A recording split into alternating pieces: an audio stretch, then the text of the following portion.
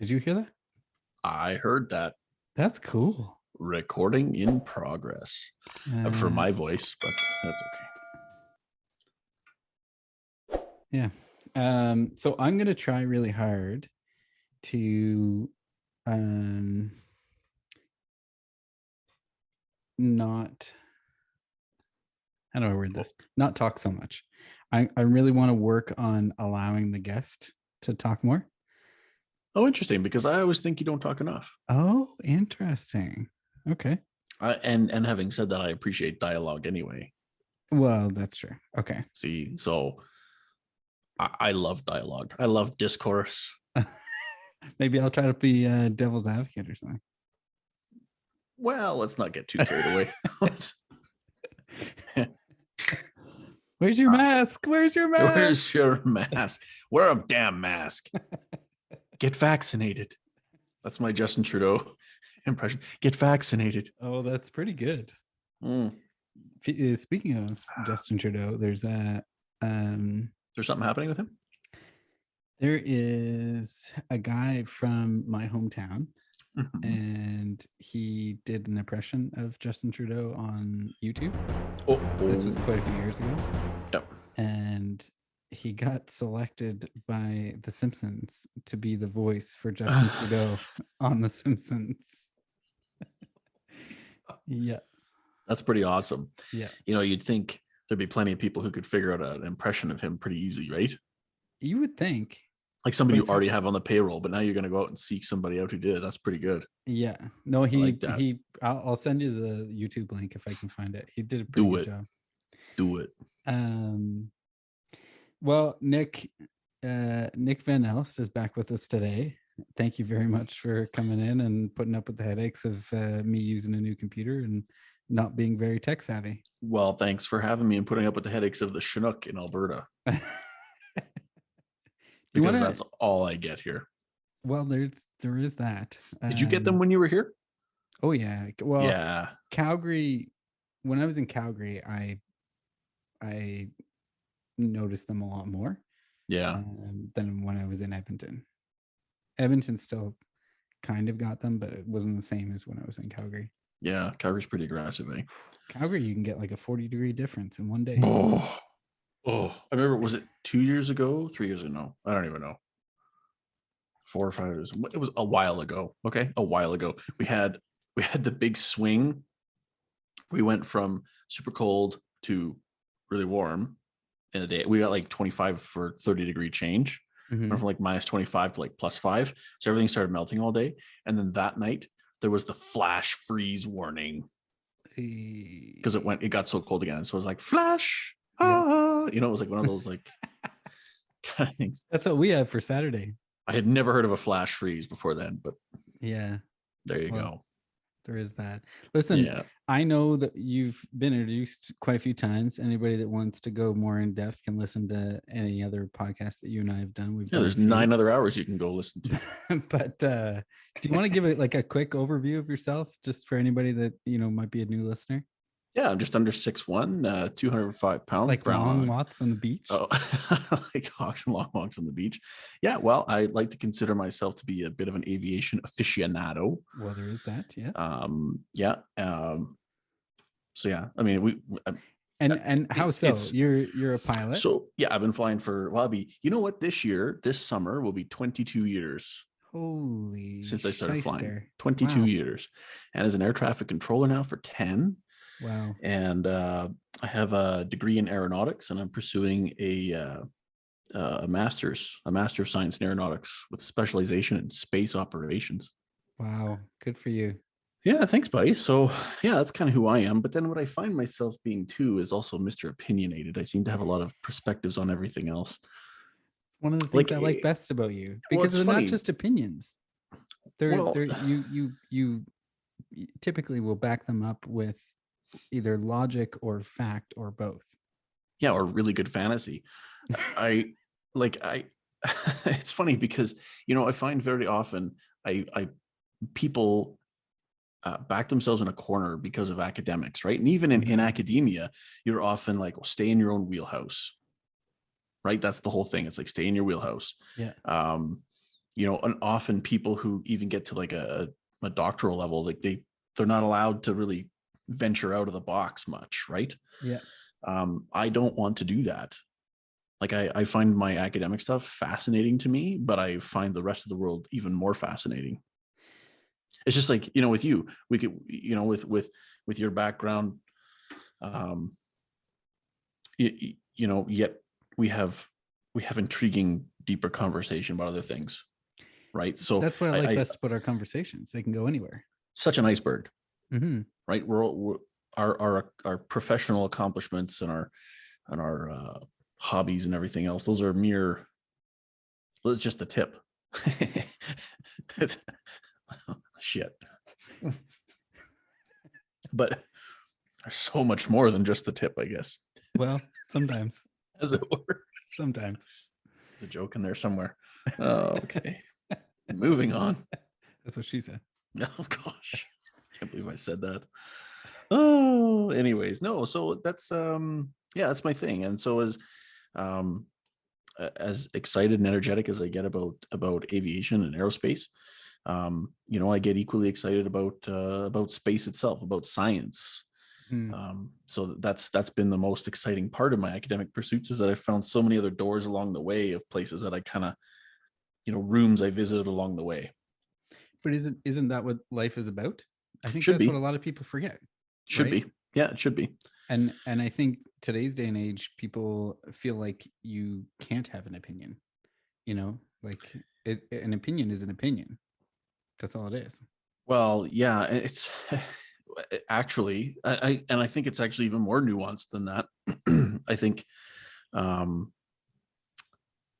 Carl Sagan once said, it's, better the hard truth than the comforting fantasy. Right. But having said that, you have this in that same vein, you have people that will only accept truths and insights from people who have truth and insights that validate that comforting fantasy. They don't want to hear the hard truth, right? Because we've seen that a lot the last couple of years, right? Where people have put out opinions and insights. It just doesn't fit the narrative. Yeah. Right. Yeah. And as I say, it doesn't fit the narrative. It sounds conspiratorial and a little loopy as I say it out loud, but I think it's demonstrably true that people have been not allowed to say certain things. Oh, 100%, especially like you said, especially in the last couple of years.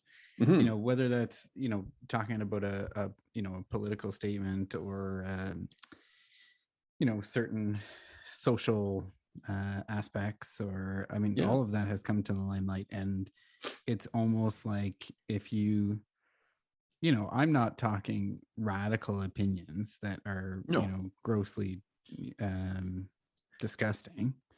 I'm just saying, like, if you have a different opinion than the narrative, you should be allowed to discuss that.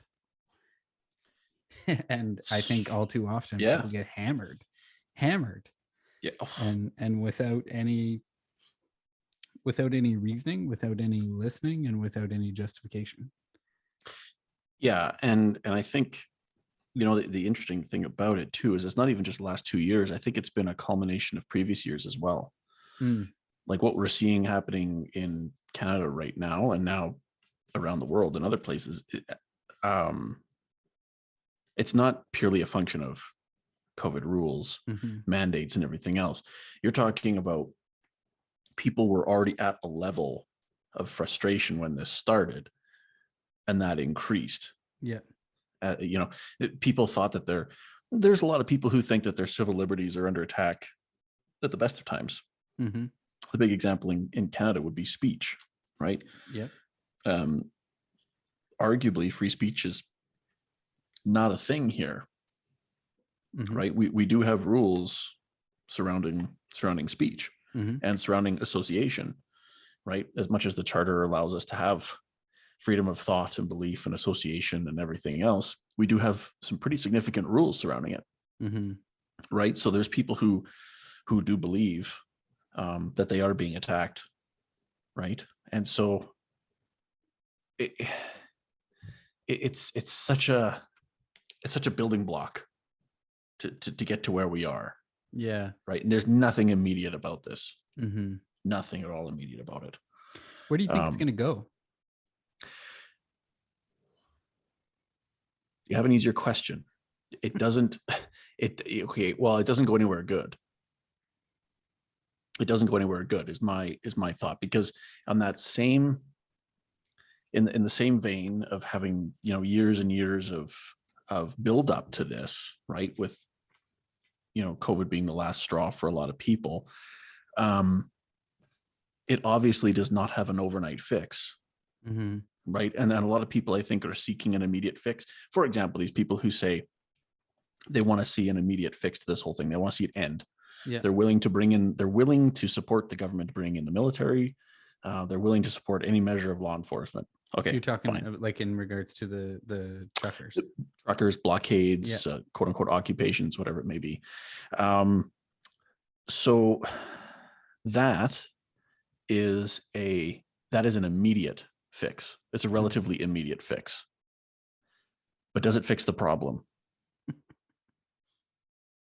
Right? So this is, if you are anything of a critical thinker in this world, you would say, okay, it'll fix the immediate. It'll get me immediately what I want, which is I want this to be over. But does it fix the problem? And the answer is a resounding no. Yeah. And I don't know what it takes to fix this at this point, because in order to fix it, you also have a very personal thing now. You have people who are, I think we talked about it last time, the anti-Trudeau sentiment that's out there, mm-hmm. right? It's very much him that mm-hmm. people want gone. So like, even if he said, no, okay, you don't have to get a vaccine anymore, does that make it better now? No, to play devil's advocate. Yeah. He had an election during the pandemic and won. Mm-hmm. However you define one. Right. And I think you and I agree on this, but it's but it's interesting what you're bringing up too, because it's not just like, even if you could fix the whole COVID situation today, which is not going to happen. No. You now have, and whether you agree with it or not doesn't matter. You now have a situation where I think a strong majority, but at least a strong number of Canadians who strongly disagree with what the government has been doing and is continuing to try to do. But it's more than just about, I disagree with this particular law. It's now becoming this, we're scared of dictatorship. We don't, we like it. I mean, you see all these memes about, if they only realize that strength is in numbers, right? Yeah.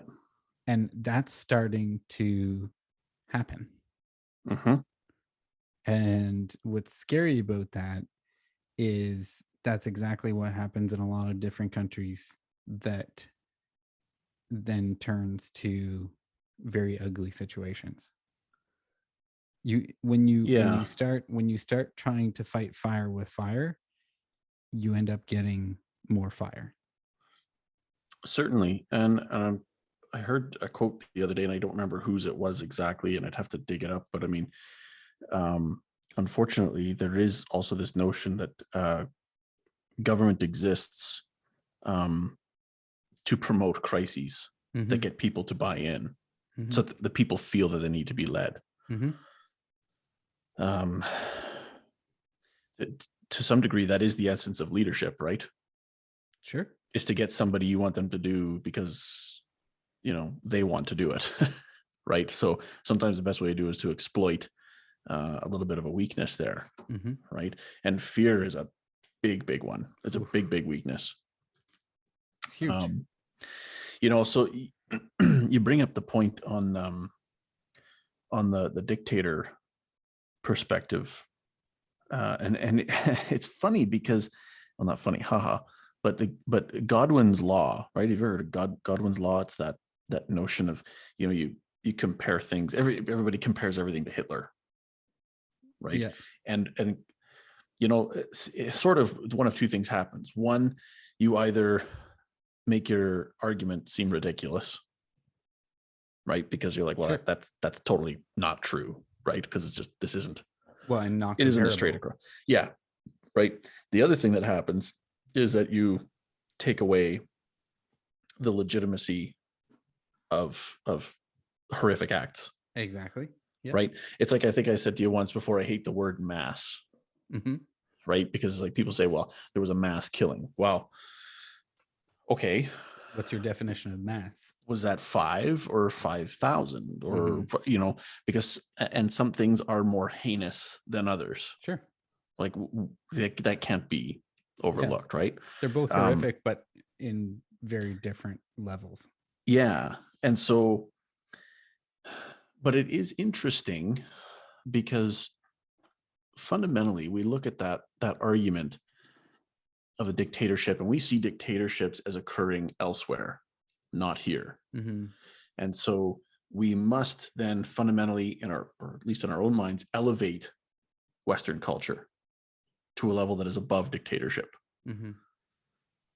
So they're already not equal, right? They're already not equal, but it is possible to render a comparison that's proportional, where we can say, okay, this is getting very dictatorial, or this is becoming un-Canadian, mm-hmm. right? Or this is just not right.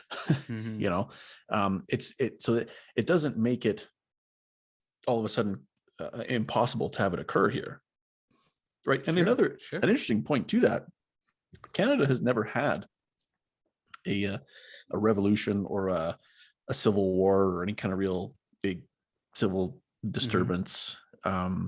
I mean, you've got the FLQ crisis, of course, but that wasn't necessarily nationwide to the extent that we are seeing this right now. Yeah. Where so many people have a perspective that is galvanized and entrenched one way or the other. Well, and I do find, sorry, go ahead. No, I was just gonna say, I was gonna add on to your point. It's no longer just national. We've impacted internationally. Oh, yeah. And then you get to this place where you don't even hear about that. Good luck finding it. Mm-hmm. Go look at CTV or CBC or CNN, MSNBC. I don't care. Pick one, and you're not going to find it. Listen, and that is weird. My opinion so weird. There's a lot of things that I differ on when it comes to Trump, but and one of which is how he articulated or failed to articulate it, but I do agree with the fact of that quote unquote fake news idea, because man, it blows my mind that there's next to no accountability for news outlets. Yeah. And the fact that they can stretch the truth, aka lie, because you're lying by omission or you're lying by technicality, and you can state that you're telling the truth, but I mean it's like the cheating husband who gets questioned by the girlfriend or by the wife and says hey, were you at Vanessa's place last night?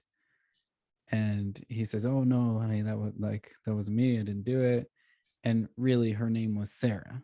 So you know what I mean? It's you're not lying, but you are. Yeah. And it's I find that's what a lot of news outlets do nowadays. And it's that coupled with social media and the fact that everybody is mistaking their own opinions as fact, and everybody is taking social media posts as without considering the source. And then you have, and I mean, this is a whole new ball of wax, but the Joe Rogan stuff. I mean, here you have somebody who actually tries to find truth and tries to be unbiased and tries to get all three sides of every situation, and they're coming down on him hardcore. I'm glad that people are standing up for him, but like it blows my mind that there's just so much, I think, with the media, but also with the government, in the sense that, you know, you and I both have been around law enforcement long enough to know that, you know, accountability is huge. It's huge. And accountability, so much so that it's same with that old Charter of Rights and Freedoms thing. Well, that's what I mean. Like, you may have read about it. there's no education, there's no accountability, there's no like even just the articulation would make a huge difference if they were transparent with their numbers. You know what I mean? And yeah, like the realistic numbers, not oh, here's you know, numbers that you can pull from anything and everywhere. It's like Ontario was, you know, taking anybody that had COVID. I think you and I talked about it last time. Like, anybody who had gone into the hospital was tested for COVID. So you know what I mean? Like, a lot of the numbers are skewed, and a lot of everyday citizens don't understand that. It's not, I think you and I aren't saying that COVID isn't real. It's very real. People die from it. No. There's very real issues. There is some, or there at least was some you know, issues as far as like overwhelming the hospitals. Those are all very real things. The problem is that it got blown out of proportion, and it's been dragging on because of fear. Yeah. And that's it's scary. It's scary because it certainly is. Where do you draw the line? You know what I mean? Well, especially when the line hasn't been drawn. Exactly. Nobody yet has drawn the line. There's a lot to unpack there, and I think the big thing, a few things that you said. So first, considering the source. So too often people are sharing information that basically could be equated to a horoscope. Right. So I got this one from a friend of mine. It's apparently a leaked plan. I just pulled it up on my phone. This is supposedly their leaked plan in full, and then in brackets, not sure of original source. So right then and there, I'm like, well, I don't care. Yeah. Right. Yeah. Now, on the opposite side of that, good on your friend for at least being transparent and saying, I don't know the source. Exactly. Right. But having said that, in this day and age, go find it. Copy and paste, put in Google and see what comes up. Yeah. Does something like it come up? You should be able to find it. So it goes back to December of 2019 to March 2020. It's got this different phases. And it's got all these points surrounding each of these quote unquote phases. Phase 1 is to simulate a threat and create fear. Phase 2, sow the terrors and division. Phase 3, bring a treacherous and deadly solution. Phase 4, install apartheid and QR code. Phase 5, establish chaos and martial law. Phase 6, cancel the debts and dematerialize the money. Like, now, were they sending it as a joke though? No, he sent it to me as like an entire list of all these things. And so I'm like, okay, so I'm reading through it. And first off, I mean, it's February of 2022. So if you write anything now, talking about December of 2019 to March of 2020, you can tweak it any which way you want. Sure. Right? You call this the plan. This is the leaked plan. Well, unless you wrote this in November of 2019, you're not going to tell me it's a plan. This, to me, a lot of it looks like a summary. But even then, it's not, because there's so many things in there that are just not entirely accurate. Now, having said that, we do get into this legitimacy crisis of the source. So we say we have to consider the source. Well, I don't know how to do that anymore when I see what's mainstream credible? Sources that have lost credibility. Yep. Right? How many times does that happen? You see Rachel Maddow on MSNBC saying, if you get the vaccine, it stops with you. The virus stops with you. Well, that just isn't true. It's so factually inaccurate. So I'm like, okay, well, how do I even consider a source? How do I vet a source now? And so then we talk about transparency and using the media as a megaphone for government. If I look at transparency with numbers, the most egregious thing I saw was in Ontario a couple of months ago. They had a bunch of graphs of different ages, and they were arguing that there had been a spike in kids being admitted to hospital. So they had these, I don't know, it was 7 or 8 graphs of different ages, different age categories. But the y-axis, the scale was wrong. It wasn't wrong. The scale was just different on the one for, like, I'd have to look it up, but it was, say under, adolescence, right? You can just say under 15. Right. The scale only went up to like 30 hospital admissions per day. The rest of the Y scales for the other age groups went as high as 300, and they kept it consistent across those other ones. So essentially what they did, they zoomed in on this graph for children. And so if you're just a layman and you look at these graphs, you see this big spike and you go, oh my God. But if you realize that the top value is only worth 28 or 29 hospital admissions, right? And the rest of them are worth 300. Well, it becomes a very different picture. Well, yeah. And you can't help but say, like, come on, if you're an expert who's putting these together, the very first, wow, like, be honest, put them on the same scale, compare apples to apples, oranges to oranges. Even just say, like, look, I had to zoom in on this, right? To show you a spike. But give, don't assume that people are dumb. If you've taken one stats class in your life, even one grade 12 math class, you can figure out when you're not necessarily being lied to, but when someone's being disingenuous with numbers. And then when you do that to drive fear, and then when you find out that like, what was the thing here in Alberta last week? Jason Kenney says that 40% of people who were hospitalized were incidental COVID cases. Okay. So if you now have this scenario, well, intelligent person is going to say, well, what about the last 2 years? Yeah. Right. How many people got sick in hospital with a nosocomial infection because you had nurses going bed to bed to bed to bed to bed, who after 2 years or even earlier than that are complacent with hygiene practices. Yep. Right. I mean, I'm not trying to blame people, but I mean, the truth be told, you are a vector for disease if you're a hospital worker. You go sick person to sick person. And there's a human element. You and I 100%. both worked in the hospitals. We know that, I mean, there's a human, that's what people forget when it comes to not just healthcare, but politics, government.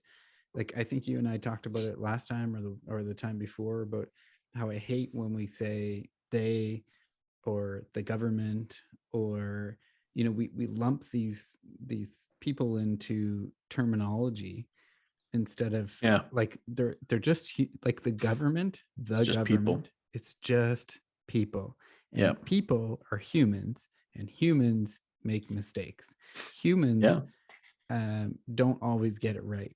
And I think that's what's scary for a lot of people right now, is that you know, you have people realizing that we can't just arbitrarily and blindly trust, quote unquote, the government. You know, and I think that's kind of the wall that we're at right now. That's why you're getting all this pushback, is because people are starting to realize that. And it's true. Like, they're just human beings. It doesn't mean, you know, people talk conspiracy and like, okay, I'm not saying that doesn't happen, because it sure as heck does. Yeah. Whether or not it's happening here, I don't know.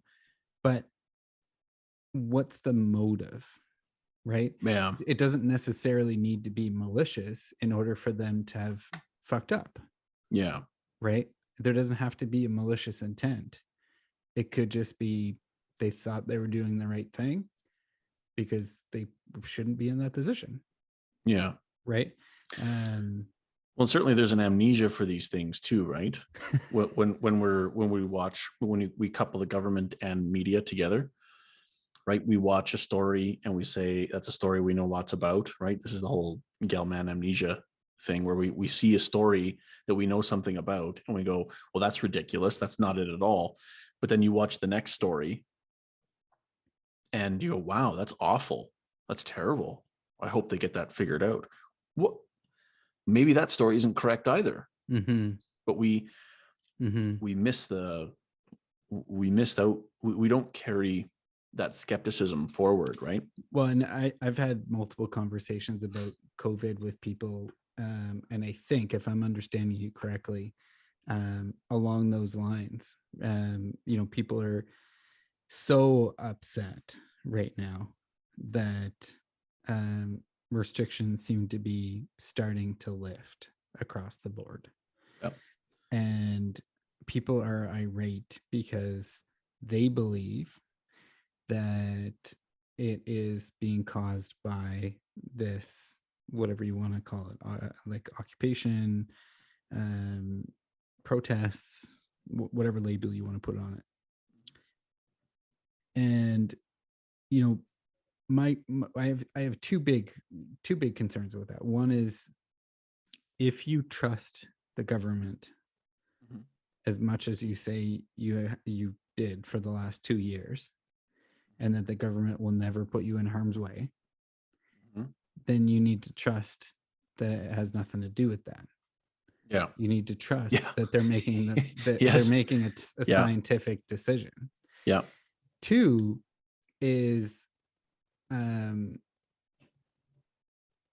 tell me, like, a lot of people have all sorts of opinions on this COVID stuff, but a lot of people hear terminology on the news or on social media or from people that they know, and then they all of a sudden feel like they're the expert.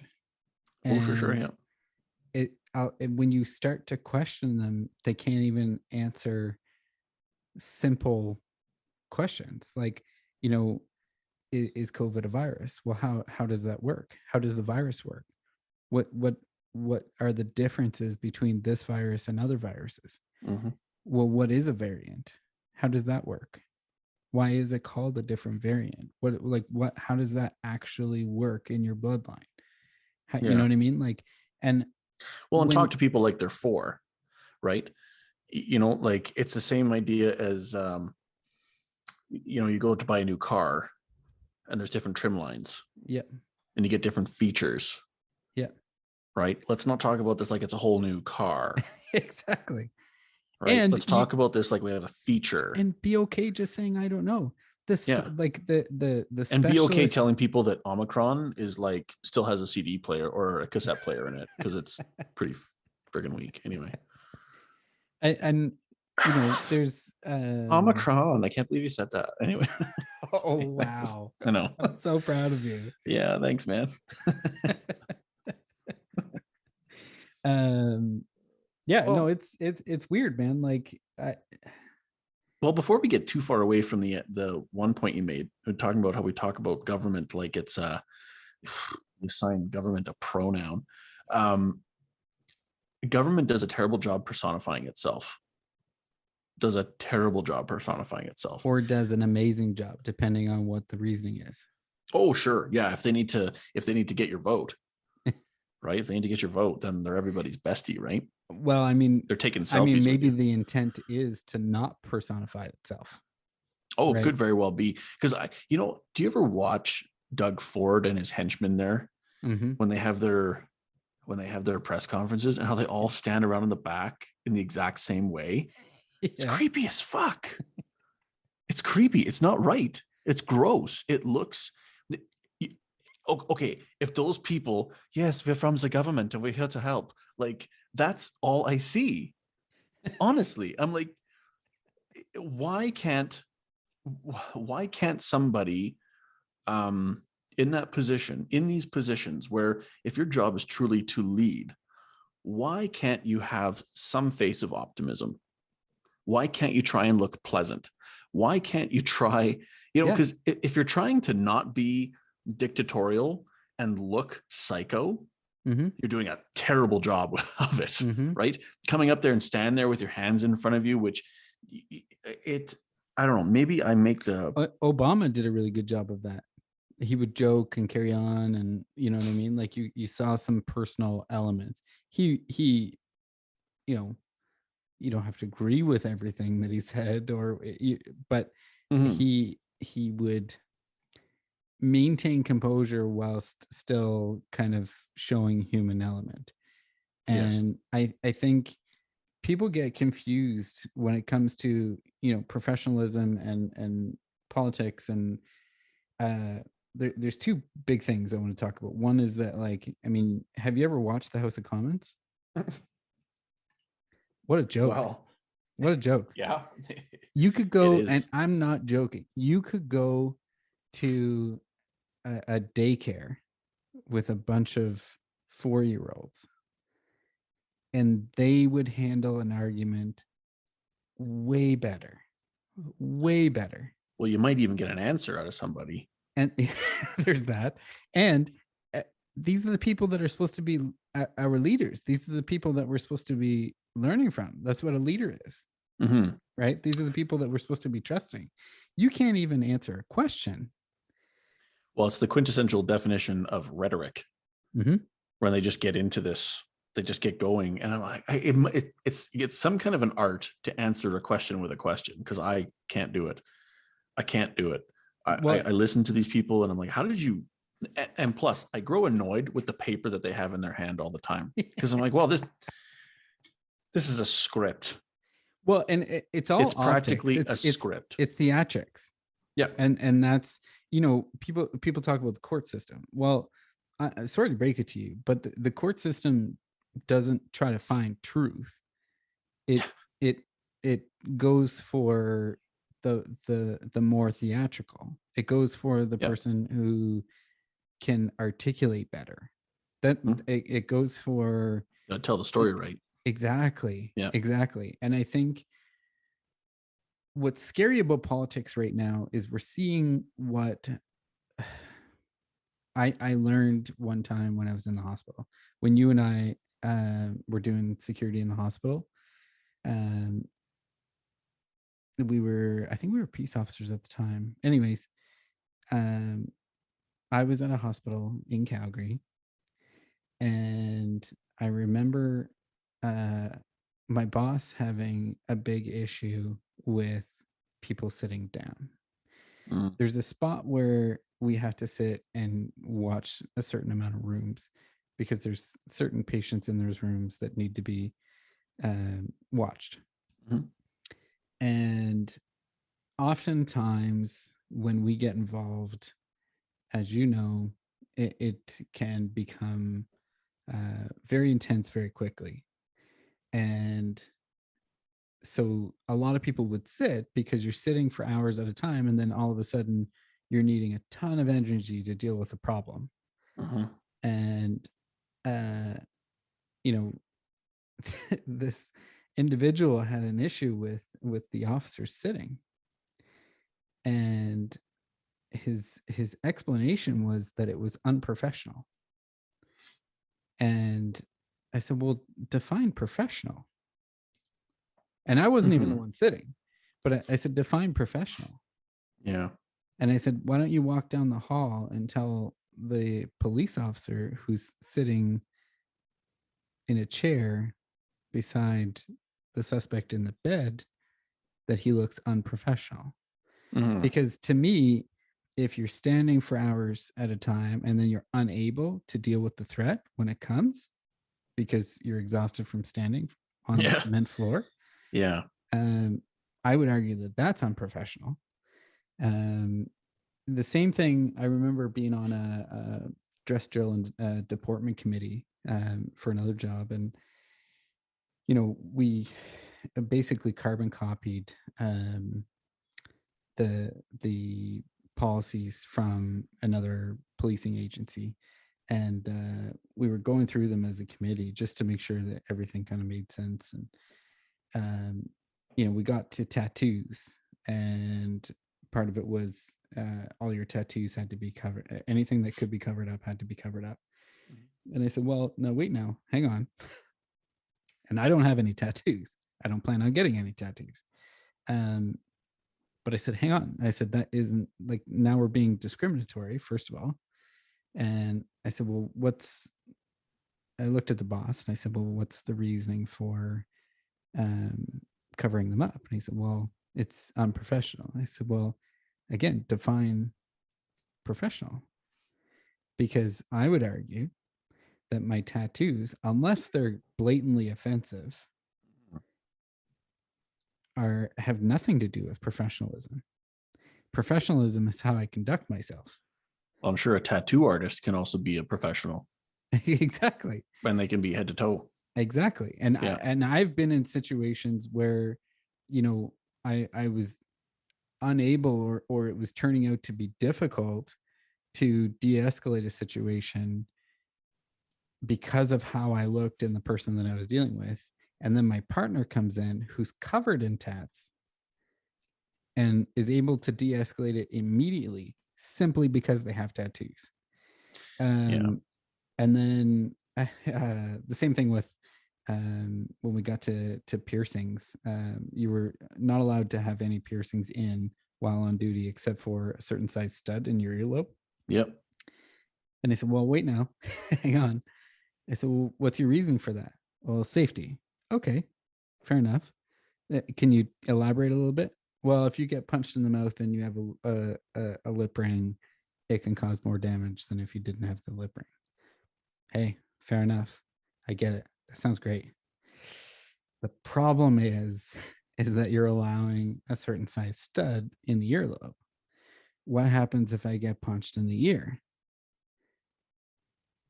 Then your safety argument is thrown out the window because it can cause the same amount of damage being in my earlobe as it can in my lip. So you're using the term safety to cover up, you think it's unprofessional. Yeah, or you're trying to address more of a cultural norm, something that's more universally accepted. Exactly. And I think we have to be careful with that in politics because, and it's unfortunate that Trump was so disliked, because I liked the fact that before I, really got to know him, and not that I really know him, but before I saw lots of him on TV, I was excited about the fact that they had somebody different. They had somebody that didn't fit the norm, in the sense of it was a real person who had real thoughts, who made real mistakes, and was I was hoping was open and honest. And I think all too often you get politicians who try to hide things or try to, there's a reason why you have a lot of politicians that are ex-lawyers, right? It's all about articulation. It's all about how you conduct yourself. It's all about that paper in the hand to make sure that you look like important. You know what I mean? Like it's theatrics, and it's that standing in front of the podium and having people behind you, right? Like it's theatrics, and it's an intimidation technique too. That's what I mean. But before we leave that point, it's absolutely an intimidation technique, Sure. at least how you present itself. I mean, 100%. you know, you go back to your scenario. These people in government would do themselves well spending a day out on the streets with cops and such. You know, you remember that the classical the interview stance, right? I hate the interview stance. The bladed stance. I hate it. I hate it because, you know, I understand that it has a safety component to it. I get it. But you know what? Ain't nobody ever gotten anything out of anybody looking that guarded. In fact, I would argue it escalates. Especially when your gloves are on and your hands are up. Yes. And so the hatch glove thing was a big thing for me. I rarely put my hatch gloves on unless I absolutely knew that you know, where at least the risk, it was the more risk than of not was higher physical. than, and even then, I might even go for some nitro gloves before then, just as a barrier, right?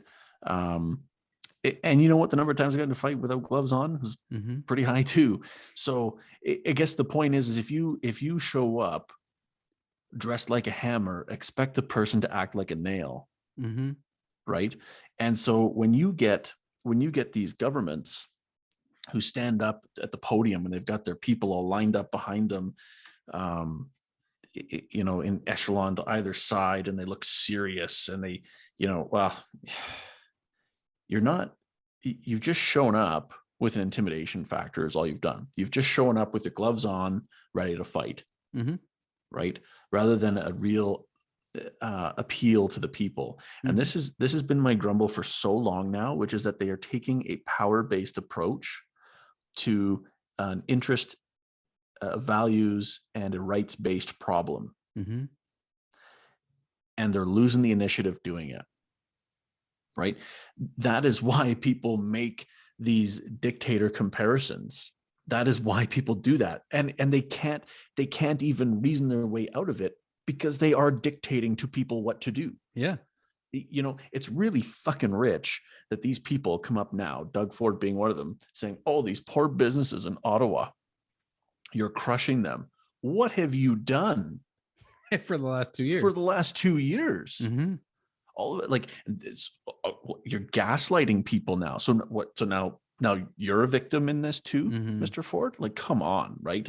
It's really rich to show up with that argument now, when for the last 2 years you've stood there and you've dictated and you've told people who they could associate with, when they could associate with, how they could associate with them, so on and so forth.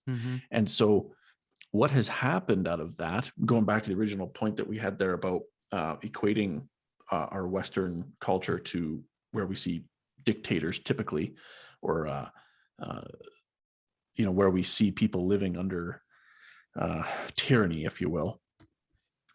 We are seeing that shift happen in these people, and we're opposing it. We're willing to take it for a bit because there was a common interest. Right, there was a common interest at first, and you know, the best time, the best hit of the hammer on a nail is going to be the first one. Right, it's got to be the first one, and if you get it wrong, the nail ain't going to go in right. And so every time you keep whacking it, right, you're losing a little bit of that vertical that pushes it right in. Right, nice and straight in the wrong direction. Now we're just bending the nail, and so all that's happening, you bend it far enough, the nail breaks, and that's where we're at because you hit it too many damn times. You didn't stop. And think, okay, maybe this is a job for a screw. Maybe this is a job that needs a pilot hole first, and then I put a bolt in here. Right? Not everybody's a nail. So the hammer isn't going to be the right tool for the job every time, right? But they're so detached and so irrational about this, and it turns in anything they say turns into propaganda. It just turns into straight up propaganda where you're just trying to manipulate people. And you now have seen a scenario where people are so conditioned, and whether it's an operant conditioning or a classical conditioning, you have this thing where all of a sudden cases are somehow able to cause people to clam right up. Right? You see this response. So you're talking earlier about people being upset now that restrictions are lifting. You've now, you ring the bell and the dog comes expecting food. Right? And here we are now where you're ringing the bell, or people are seeing the bell ringing, and now they don't know what to do, because now they're not getting what they were expecting. And a lot of people don't understand that the main reasoning for classifying it as a pandemic and putting the restrictions in place was so that the hospitals weren't overwhelmed. Yeah, that's about 6 narratives ago now. That's the problem. Yeah. Right. And, it gets scary. It gets scary because, like, where do you draw the line? I think, 2 years in, and there's very little evidence to support this being a good idea. And well, there's actually a lot of evidence to say it wasn't a good idea at all. Like, it's, yeah, 100%. You're right. It's there's no evidence to support it, and there's more evidence to oppose it. Yeah. Well, and at the beginning, I can understand, again, it goes back to them being just people. You're not sure what exactly it is. You've never seen this virus before. People are dropping dead. I from the beginning, I get it. It's the idea of, like, when you have a murder scene, let's block off a big area. Yeah. Because you can always bring it back. Yeah. Right. Okay. Yeah. It's safe. Okay. Yeah. We'll bring it a little further. Okay. Yeah. All right. Right. That's understandable. The problem is that they went big area, and then they kept going bigger and bigger and bigger and bigger and bigger, without any real justification as to why. No justification, no education, just skewed numbers. Well, and certainly no consideration. I don't want to evoke the spirit of the old Dr. Malcolm from Jurassic Park here, but you're so busy trying to think if you could, you don't stop to think if you should. Mm-hmm. Right? There are unintended consequences to everything, and what we have is a scenario where life there goes again, another Jurassic Park, life finds a way. You have to have balance, right? There has to be that homeostasis. Mm-hmm. It's just what's going to happen. If you have a sore, you got a sore muscle somewhere, your body's going to shift, and you're going to, your gait's going to change to compensate for that. There is compensation that happens within a society. The unrest that we're seeing right now was predictable. If somebody took 5 minutes to stop and think about what somebody who says no is going to do. And if you stop and think, okay, how far could I push that person? Right. And I don't think anybody stopped to do that. I think there is we have now ceased to be Canadians as we knew it. Let's just get that out there right now. We are no longer nice as a rule. Right. It's certainly apparent to me. And you're talking we as in, like, how we're viewed. The worldwide. Collective we. Yeah. I don't think you're going to see Canadians roll over quite as much. I certainly wondered from early on. I thought, well, how far will people go? Because there are people who will only go so far. Knowing full well that they're, like all these people who say that these protests have brought about certain types of people, the racists, the xenophobes, the misogynists, the anti-science, everything. No. These people didn't show up all of a sudden. They always existed. They always existed. The proof in that is seeing a swastika. That proves, because that goes back to the 30s, right? We're talking like that's got like a 80 plus year history to it. There's just continuity, right? The symbolism of that has continued on. So to say that these people just came up with that symbol is ludicrous. The fact of the matter is they always existed. Right. And so going into this, you had people who believed that government was tyrannical. Right. People were unspooled. We've always had racists. They live near you. They live near me. There's somebody around here, I guarantee you, who is a fierce racist. You stood in line behind them in the grocery store. Yeah, absolutely. And you had no idea they were there. Yeah. Right. Until they do something overt. Right. So let's not live in this fantasy land, right, where we believe these people just don't exist. But then, you get to this place where you now have people in politics referring to these people and talking about them taking up space and labeling them and everything else. You now have a deeper problem.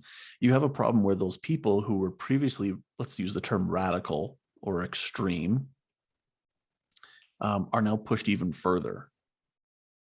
They're pushed even further because you've now just proven exactly what they thought. It's a self-fulfilling prophecy for them, whether it's by design or by effect. That's what you've got. And you should have been able to see this coming just from a national security standpoint. Yeah. Right. You just should have known. Have we not figured out anything in the last 2 decades, right, of how people radicalize? Then on the other side, you have regular people who are just trying to live, man. Right. They're just trying to get through this as best they can. They do everything they're asked to do. They wore the goddamn mask. They got vaccinated once, twice, thrice. They did everything you asked them to. They stayed home to save lives. And eventually people get to a place where they're done. Some people got done sooner. Some people get done later. Some people aren't done, but eventually you will be done, whether you like it or not. You will find yourself, everybody's got a date with COVID. So you will find yourself in a position where maybe people around you have left you. Maybe people around you have died. Whatever the scenario may be. And you did all that for a disease that once you get it, you go, man, I don't know if all that was worth it. Right? Like some people will. What a lot of people would argue to that though is that, well, it's not about that. It's about people who are elderly or have pre-existing health conditions. Sure. And my issue with that is, where do you draw? I'm not saying that those people aren't important by any stretch of the imagination. I'm saying there has to be another way to protect them, because how do you then say, if you're willing to say that I don't believe that those people are important because I'm done with COVID, then aren't you then inside, like in and by itself, saying that everybody else's lives aren't important because you're not taking into account mental health, you're not taking into account people's livelihood, you're not taking into account, I mean, where do you draw the line? Well, and this is where we certainly have overlooked Abraham Maslow and his hierarchy of needs. Right. And somehow we didn't see this coming. We didn't see taking away people's livelihoods. Like, remember that early on discussion of, well, your life, without a life, you can't have a livelihood. Au contraire, because without a livelihood, I may not also have a life. Right. And people don't really understand that. You have people who are so freaked. They bought into the fear, right? Fear, first off, fear isn't real. Fear is not a real thing. Fear is purely something that is in you. It is not something outside of you. It's what you get. It's an emotion you get. A little bit of education is going to be the antidote to that fear. Wow, this is why people strap themselves to rockets. That's right? So well said. Right. So if you learn something and you say, okay, well, the likelihood of me getting this is lower if I stay home. Okay. But the likelihood of me getting all kinds of other things increases by doing all that. That to me was where I started. Right. And then I thought, I think about masks and I go, okay, well, I don't really like the idea. It's pretty inconvenient. It's kind of gross to me, actually. It evokes this disgust in me to put something on my face, but that's not from someplace that's uninformed, because in the history of wearing PPE in the healthcare setting, you limited the number of times you put it on your face, right? You limited the length of time you wore it for, because you were fully aware that it became a vector for disease. Just for the same reason that doctors don't wear ties in hospitals, right? Because they walk around, it dangles all over, and it just moves stuff around from place to place. So I have to do a balance of probability there, right? And I should be given the right information. And this goes back to, if you want people to use information as an antidote to fear, they have to be given the correct information. I don't think I've ever been given the correct information. And the only way I get correct information is by fighting. You got to fight to get it. Like, look at us now here having these conversations about natural immunity and everything else. Why does it take so long to have that conversation? Well, why? We've seen the discussion on masks. That's one, but the big one has been herd immunity, right? The 70% number. Well, we got there. We punched through it, and we're still doing this. Reasonable people that are going to start doing unreasonable things. And I get and this is not before I go on, this is not me sympathizing with doing unreasonable things. This is me just understanding why people do unreasonable things. It's the same thing. You're talking about the schizophrenic, right? If you are talking to somebody who believes that people are watching them and that people are chasing them, is it actually unreasonable for them to act the way that they do? And I would argue it is not. It's very reasonable if you believe something that you're going to act a certain way, right? It's 100% true. Yeah. Is it unreasonable to somebody who doesn't see that? Perhaps. But this is where we have to employ empathy. Well, it's a lack of education, lack of understanding, and it's it's a lack of a lot of things. It's a society that has wanted safe spaces for too long, and you and I both know that safe spaces are bullshit.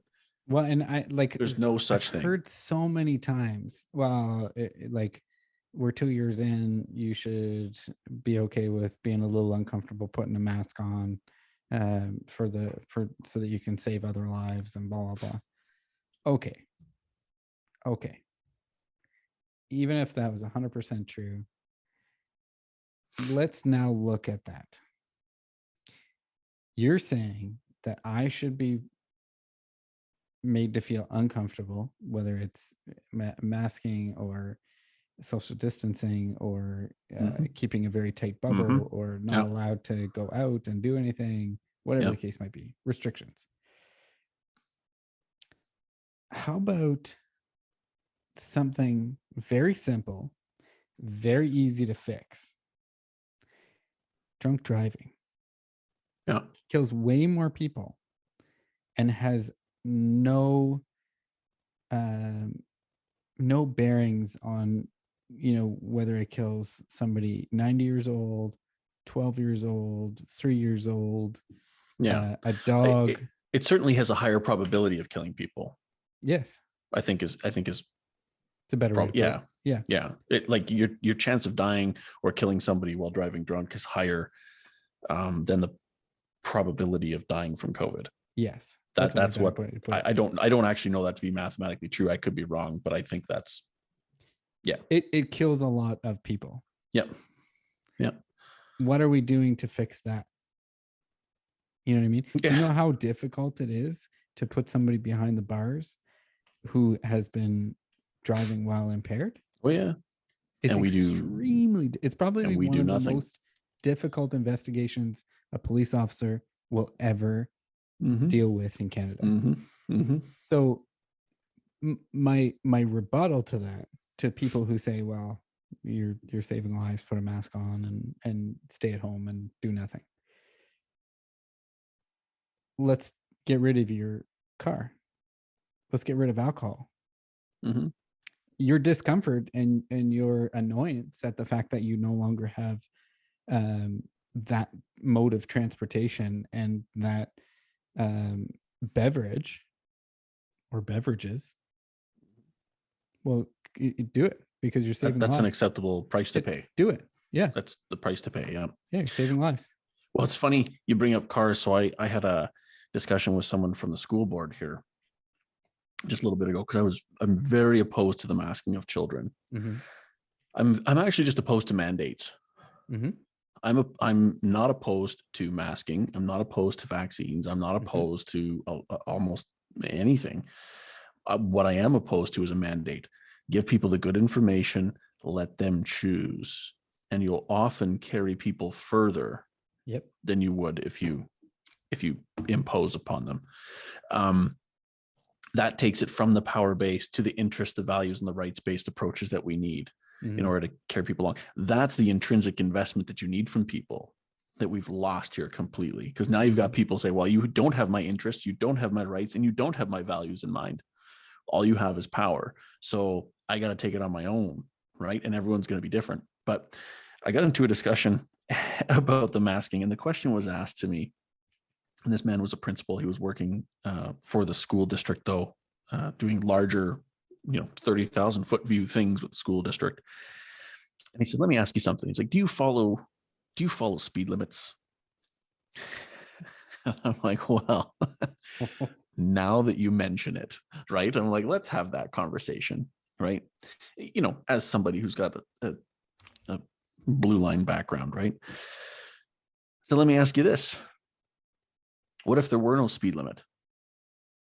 Do you think people would naturally choose to drive slower? Do you think so low of people that they would drive 200 in a crappy car on a county road and get into a head-on collision with somebody else doing 200, and that nobody would make the conscious decision to drive slower? Do you know how speed limits are created? Oh, I've done some research on them. Actually, I've got a pretty good letter back to them about it. But you see, but you know the point, right? I mean, yes, it's a balance, right? And so I said the other side. So let's imagine that the speed limit is too slow. Let's say it's infinitely close to zero. Mm-hmm. We're not talking zero, infinitely close, like as close as you can get to zero. Yeah. Society would break down. Yep. So there is a risk. There is a risk both ways. Yeah. Right. And we have to find a balance. Mm-hmm. We have to find a balance. That's why I asked if you knew how they were created, because typically what will happen in Canada, at least, is whenever there's a new road that they want to put a speed limit on, they won't put a speed limit, and they'll take the average speed of the vehicles. Right. So many vehicles.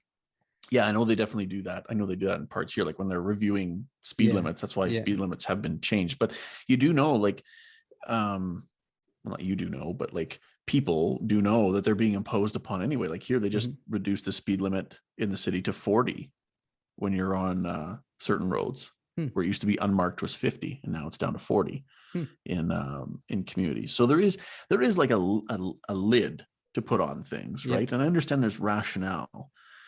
But, you have to be careful with how we make these comparisons. The speed limit thing was the big one. The seatbelt one has been another one that I've heard lots of. And yes, there is certainly benefit to it, but there's always a risk to everything that you do. Mm-hmm. You have to explore that risk. And the risk when we're talking about kids, particularly kids in masking, is developmental. Right, the amount of anxiety that my oldest had when he doesn't have his mask is ridiculous. Yep. And that was the breaking point for me. I'm like, no, this is insanity. You forgot your mask. It's not a big deal. It shouldn't be a big deal. Yeah. Right. To say nothing of the fact that if we go back, if we look at the last 2 years, and I go, wow, if lockdowns and masks and vaccines and everything all work together, and this is what success looks like, fuck.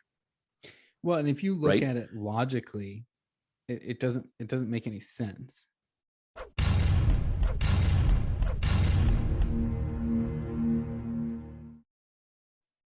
For example,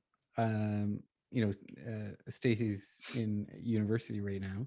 Yeah. And they have a hard and fast rule in the university right now that you're not allowed on campus without a mask on. So even outside. As far as I know, like it keeps changing, but as far as I know, last I heard, it was even outside. Yeah. And there's certain places that you're allowed to have food and beverages outside of those outside of those designated areas. And even within those designated areas, you have to put your mask down, put something in your mouth, and then put your mask back up. Psycho. And then put it down, put something in your mouth, put it back up. And if you're caught, there's huge repercussions, blah blah blah. But then you can stop, or I'll say it again. You can walk 2 minutes down the street and go into a restaurant and sit down and take your mask off. Yeah, so and hang out for 3 hours. You know, this is like the thing in the airplanes, like in the cabins and whatnot, where people are seeing how many bites they can get out of a Cheerio. What? Make sure you don't have to have your mask on. Oh, I'm eating. How many bites can you get out of a Cheerio? I see what you're saying. Yeah. Right. Like, so there's a thing called Goodhart's Law. I think it's called Goodhart's Law. You can fact check me on this, but it has to do with like risk mitigation. So if you get to a place where your mitigation becomes the goal, it ceases to be a good mitigation. Simply as a function of complacency. Right. So, it's up there with, the pre-departure testing before you come back to Canada. Well, you can pay to get the right result. Yeah. Like, what the fuck? Like, come on, right? Like, so obviously it's broken, and sometimes things just don't work. Yep. And whether they don't work by design or they don't work by effect doesn't mean that they work. It just means that they don't work. It means it's time to go back to the drawing board. Right? Like, revisit, go back, figure something out. And like, it's the thing with the masking of kids. So they have a thing here now. So I've got I don't know how many dozens of rapid tests in my house now from the schools. So you have rapid testing, right? You have widespread vaccination in the population as a whole. Probably less vaccination in the ages of 5 to 11 than in the overall population, or at least in the adult population, but that's kind of to be expected, but you still have it. And then you have cohorts, right? Everyone's cohorting. You have the expectation that people are probably doing that outside of school and everything else, right? So you got all these things together. You also have these checklists, for whatever they're worth, that say basically don't come to school if you're sick. Yeah. Right. Okay. So let's say that those all work. Let's say that your rapid testing, your vaccination, your cohorting, and your checklists all work. Let's say they work to an absolute of 100%. Right? You're batting 1,000 on those, hypothetically speaking. Sure. Then everybody you send to school has a mask on for no reason. See what I'm saying? Yeah. Like, if everybody's rapid testing and they're coming back negative, if everybody's getting vaccinated and the vaccines work, if you're all in cohorts and you're never mixing, and if everybody's following the checklist of not coming to school sick, then arguably you're putting a mask on a healthy person all the time, right? So now the real world application comes that, well, rapid testing is less than 100%, right? I don't know what the percentage is. Kind of sounds like a bit of a crapshoot, 50-50, right? But I would argue it is not 100%. Vaccination, we know, is definitely not 100%. We know more about what it'll keep you from, which is probably death and hospitalization, but the risk of you transmitting and everything else is still pretty good. Cohorting, we know that's bullshit, right? And then these checklists, well, there's so much of a fatigue and there's so much that plays into a checklist. Okay, my kid has a runny nose. Well, I got to go to work, because if I don't go to work, I don't put food on the table. Guess what? The kid's going to school, right?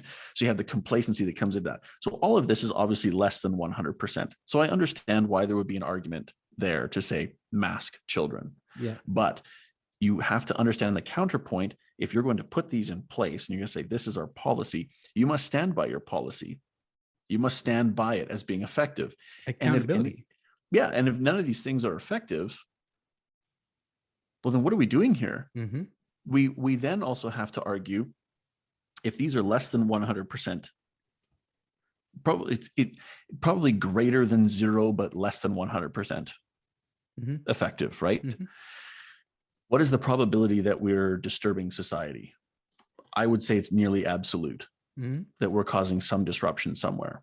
So you're telling me that the balance of probability still resides over with your policy.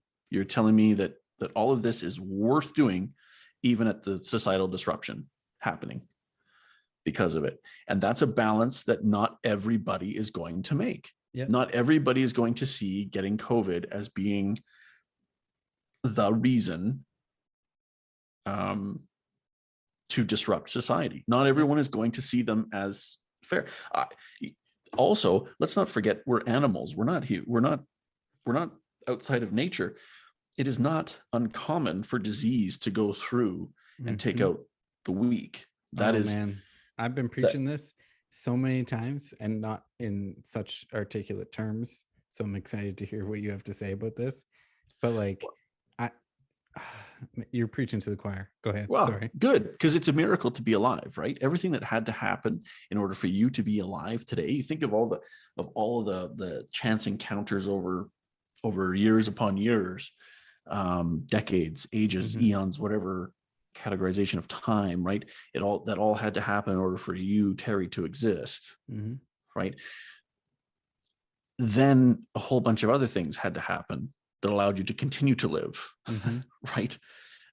It truly is, as it's been said by many in science, it's against all odds that you're alive. It's like 400 trillion to 1 or something. That's some crazy number, right? I mean, I don't even know how to quantify that number, but yeah, the fact of the matter, if you think of the universe as it is, right, the fact that we're all here hanging out in this little pale blue dot is actually quite miraculous. So is it so unreasonable that something comes through and takes you out? No, it is not. And I think people hear that and they get irate because they think you don't care. It's not about caring, and it's not about not caring. It's just a simple fact. Like we are animals. Yeah. And sometimes we put terms to it, like thinning the herd and getting rid of the weak, or whatever. And I think that's where a lot of people start to get upset, because they put emotions into it. It's well, we have to be sensitive to. You do have to be sensitive to people's perspectives, right? Because they've had family and whatever else that's gone, and you don't want to imply that their family was weak, or was the big one that I heard a little while, the dry tinder effect, right? It's like the underbrush, right? I don't want to relegate anybody, sure, but like we say that as but that's the euphemism, one and only, right? The one and only, if you look at it like purely factually based, the one and only 100% absolute thing about our lives is death. That's the only thing that we know for sure is going to happen. That's it. Yep. So and how here that you have happens, people, I mean, I'm not saying it's any less horrific. I'm not saying it's any less terrible. I'm not saying I want it to happen or that I want it to happen in this manner. No, by no means am I saying that. I'm saying exactly what you're saying, in the sense that, like, this is a virus that is happening, whether we want it to or not. Yeah. How we deal with it is the question. Well, and there's another little piece in play here. And if someone doesn't understand this statement, that's on them. But there are things worse than death. I don't know. That's going to vary for everybody. Sure. But if you're somebody who doesn't understand that statement, you're probably somebody who hasn't lived to the fullest. Because if you don't think of all these things that you have done in your life or could do in your life, that maybe would be taken away from you, but you're still alive. It's like somebody who loves running marathons, but all of a sudden has ALS or something. They lose their legs, right? Yeah. Or they lose motor function. Yeah, that's something that could be worse than death for them. Yep. Right. Like if you don't see the value in having everything, right, then I'm sorry, we're not having the same conversation. And this is where everybody's values are different. It's okay to disagree. It's also okay to have, you know what I mean? And I think that's what a lot of people are missing nowadays too. Well, and quit imposing. Yeah. Quit trying to change the world around you. That's another big part of this equation here. Humans are terrible at adapting. We're terrible at adapting, right? So we have this scenario now where like, well, we're just going to change our surroundings. You do it, I do it. We have a house, we heat it, we cool it, we do all these things because I can't live outside. I'm like not hairy enough to make it through the winter. I'm terrible at adapting. So I change my surroundings. And that's exactly what's happened here. We're terrible at adapting. We're terrible at saying, okay, you know what? There's a sickness out there. We don't want to get it. Okay, cool. I like to think people would have made some choices along the way without imposition. I think people would have gotten to that. And I don't think we have to be where we are right now, but that's just me. But yeah, so you have a couple things happening there where there are things that are worse than death. And you have people who have chosen to ignore that, probably as a function of their own life being not so fulfilling. And then you have this other element, of course, which is that they're just terrible at adapting to risk. Right. And we're just naturally, and this goes into safe spaces, why we always look for safe spaces. I think safe spaces are bullshit. I feel much more empowered being somebody who's ready to respond than I am someone who's expecting everything around me to go well. We have these arguments, about pronouns and everything else. People get triggered about, how people refer to them. Man, if that's all it takes to put you over the edge, imagine when there's a real threat to you. Well, and that's terrifying for those people. I feel bad for them. Take a deep breath, educate the person on what you prefer to be called. Yeah. And why you prefer to be called it. Yeah. So that they can now make a decision, do I respect your wishes? Yep. Or do I understand where you're coming from now? Yeah. Instead of losing it and becoming what you hate, which is just shunning other people because they don't agree with you. Right. Well, and that's an interesting thing you bring up, because what we have now, because a lot of those people would claim to be quote unquote woke. Right. I look at wokeism a lot different. I look at the people who say that they're woke. They ain't woke. They're stuck with all kinds of other stuff that has absolutely no bearing on life. Right. I think what is happening is, and you see it as identity politics. It's being played. I think it distracts from what's truly important and what's truly happening. Because if you had those conversations, people would get genuinely upset, and you would have the situation you have now all the time. Yep. And so promoting these other things is sort of a way of preserving society. Keep them focused on other things. Right? Keep them focused on things that they really can't do much about. Keep them focused on abstract. Keep them focused on spectrums. Keep them focused on things that they can discuss and debate till they're blue in the face. And meanwhile, we have problems with the economy. We do have real problems with the economy. Oh my God, do we ever? And when it implodes, you're going to have problems. Right? I mean, like, it's just so. At this point, the idea of being woke is actually seeing that you're being lied to. And at the same time, this is my tangential thought here. Canada ain't that great of a place. Like, let's not sugarcoat it. We have some sketchy shit in our past. Free. It's not free. No, it's certainly not. And we've done some shit that's a little bit shady. Right? What was a little bit. We've done some things that are outright horrific. Oh, fucking right, we have. Our history is you know, darkened with some very nasty, heinous. And it was done under the guise of mandates. Yeah. So the fact that we're here now, that's what I don't understand about people. Sorry to cut you off. No. That's what I can't stand about people that blindly trust the government in the sense of, well, you know, they'll never do anything to hurt us. They absolutely will. And first of all, who's they, right to will, and who's government?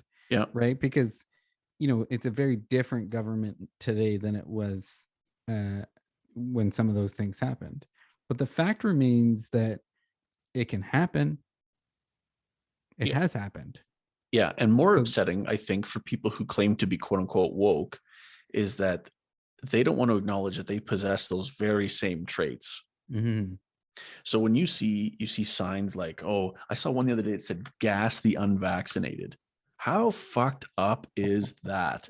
And you claim that people who are against the vaccine are the fascists? I'm like, hold on. Wow.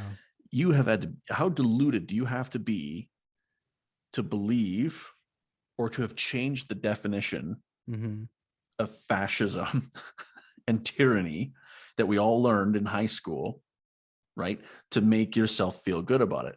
But I think what actually happens is deep down inside, those places they don't want to talk about, is that they are okay with the very things that they oppose as long as it meets their needs. So if you look at some of these people, I mean, that's a huge thing to have to come to grips with. If suddenly you realize, I'm okay with an action here in Canada, I'm okay with segregating, I'm okay with people being put in a camp because they're unvaccinated, I'm okay with promoting that.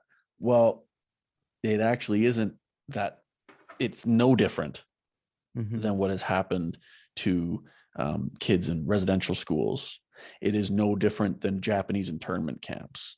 It is no different than what has occurred in concentration camps in Europe throughout, you know, lead up and during World War II.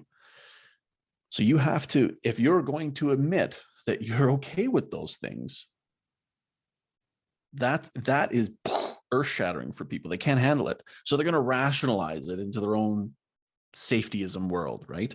And it's always been done under the guise of safety or under the guise of trying to do the better thing, be virtuous, right? Yeah.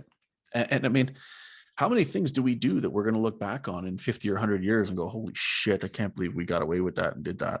That's what's mind-boggling to me, is that the whole idea of blindly following, because if you don't question things, how do you grow? How do you grow as a species? And you're more apt to make more mistakes, right? Whereas definitely doomed to repeat them. Definitely doomed to repeat them. Now, for people that love hearing you talk, but are maybe COVID fatigued, as they say. Yeah. Is there anything else you want to chat about that's maybe on the more positive side of things? Well, there's always something positive. You know, I think aviation and aerospace is going really well. Good. In Canada. I think it's getting better. The numbers are going up. Yeah, I think so. And I think people are starting to want to get out there and travel. I think that the normal the idea of us being explorers, you know, is starting to come out, right? It's like people are starting to crack open the door and they're looking out again, and it's like, ooh, there's light. They want to know what's over there again, which I think is really cool. So that's definitely happening. I think there's a bit of a rebirth for a lot of reasonable people. Yeah, in a sense, right? Where they're starting to get back. So that's exciting. I'm looking forward to being a part of that in itself. So are you guys planning on going to Disneyland or Disney World? Yeah, we got some trips, one planned and then one in the horizon that we'll hit up. So I think it'll be good. There's lots to get done around here, and there's certainly a lot of other things I'd like to do as well that are certainly more local which I see a note here that I wrote down, which is I want to talk about your YouTube channel as well, because you brought up to me about you asked me to get one going, and I thought, well, for the longest time, maybe I should do one. But I wanted to ask you about yours and then see kind of what your drive was, because that's something that interests me as well. I mean, you and I enjoy talking. We talk a lot. Well, so so it's good. I think there's definitely some good things, some good things on the horizon. But so what's going on with yours, with your YouTube channel there? Well, I just started. Well, first off, what year is that tractor? Is that really a 55? That's a 55. Yeah. Holy cow. Did you buy it as is? Yeah. My understanding is that 1953, 54, and 55, they weren't as good at keeping paperwork. So and they're all very similar. Yeah. But my paperwork states that it's a 55. But they're all those 3 years they're the exact same tractor. I bought it as is, about an hour and a half from here. I drove up, picked it up, brought it home in the fall. And it's a blast. My dad had I think it was a 1956 John Deere 320U, which is a very rare tractor, but it to somebody who doesn't know tractors, it looks very similar to the one that I have. It sounds very similar. It looks the same. And now I'm tractor illiterate. Is 320 is that like an engine displacement? Just the same way as they do motorbikes. I wouldn't say that I'm tractor illiterate, but I don't know the answer. You're just counting on the fact that she thinks your tractor's sexy, basically. Exactly. Exactly. Yeah. Now, I can tell you that I've been told that this tractor that I have is like 18 to 21 horsepower type thing. So it's very low horsepower. But it's got torque.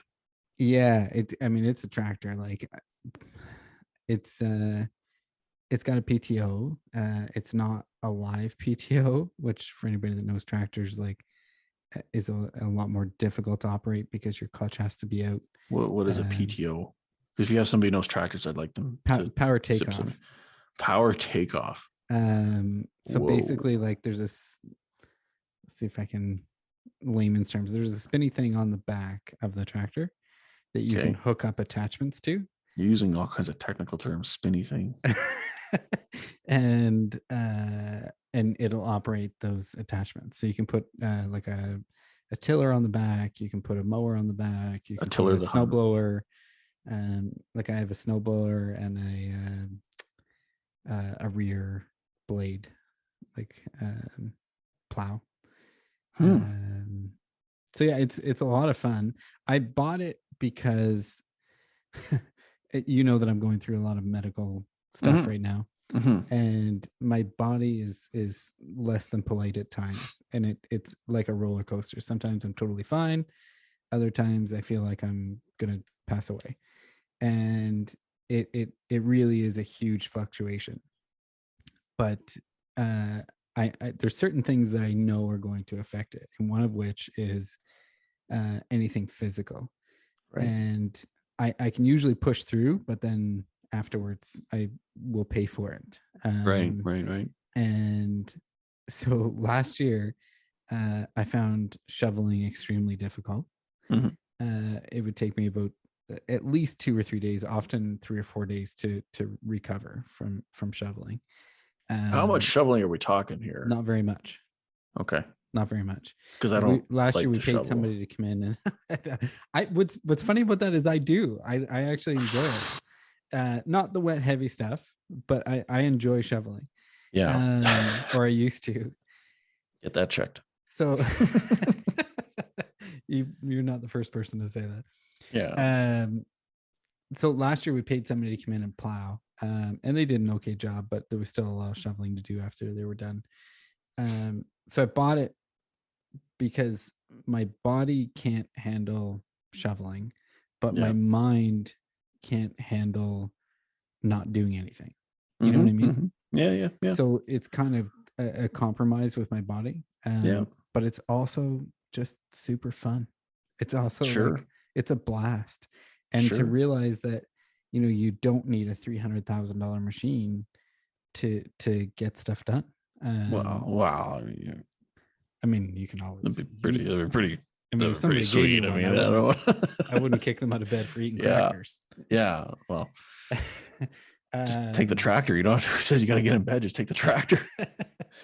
And then I started posting pictures of it on certain Facebook groups and stuff, and it got huge hits. I think it's super cool. It's unique, it's different, and it's fun, and I think it brings back a lot of memories, whether you had one, or your father had one, or your grandfather had one, or well, you've got it on your thumbnail for your channel, right? Yeah. And then it's so the YouTube channel, I literally just started. I think I have 7 subscribers. It's How to Build a Dream is what I called it. And literally it's just me doing things that I enjoy to try to look at my situation in a positive light. So I'll record things. What I don't record is all the negative parts of what I'm going through. Right. And I record all the positives. I record when I'm feeling well, when I'm able to do things, because it does a lot for me. Sure. And hopefully in doing that, it'll kind of inspire others as well. No doubt. So there's it's kind of like the podcast. What I want the podcast to be in the future too is a wide variety of people on the podcast talking about different things. And I think the YouTube channel is going to be a wide variety in the sense of I enjoy a wide variety of different things. Yeah. So you'll see me riding a tractor. You'll see me, like, I bought the lawn tractor last year for the same reasons. I had a push mower, and we're living on 10 acres right now, and I'd say probably I don't know, 4 of them are mowable. That's awesome. So it was very taxing to do it, and I really enjoy it.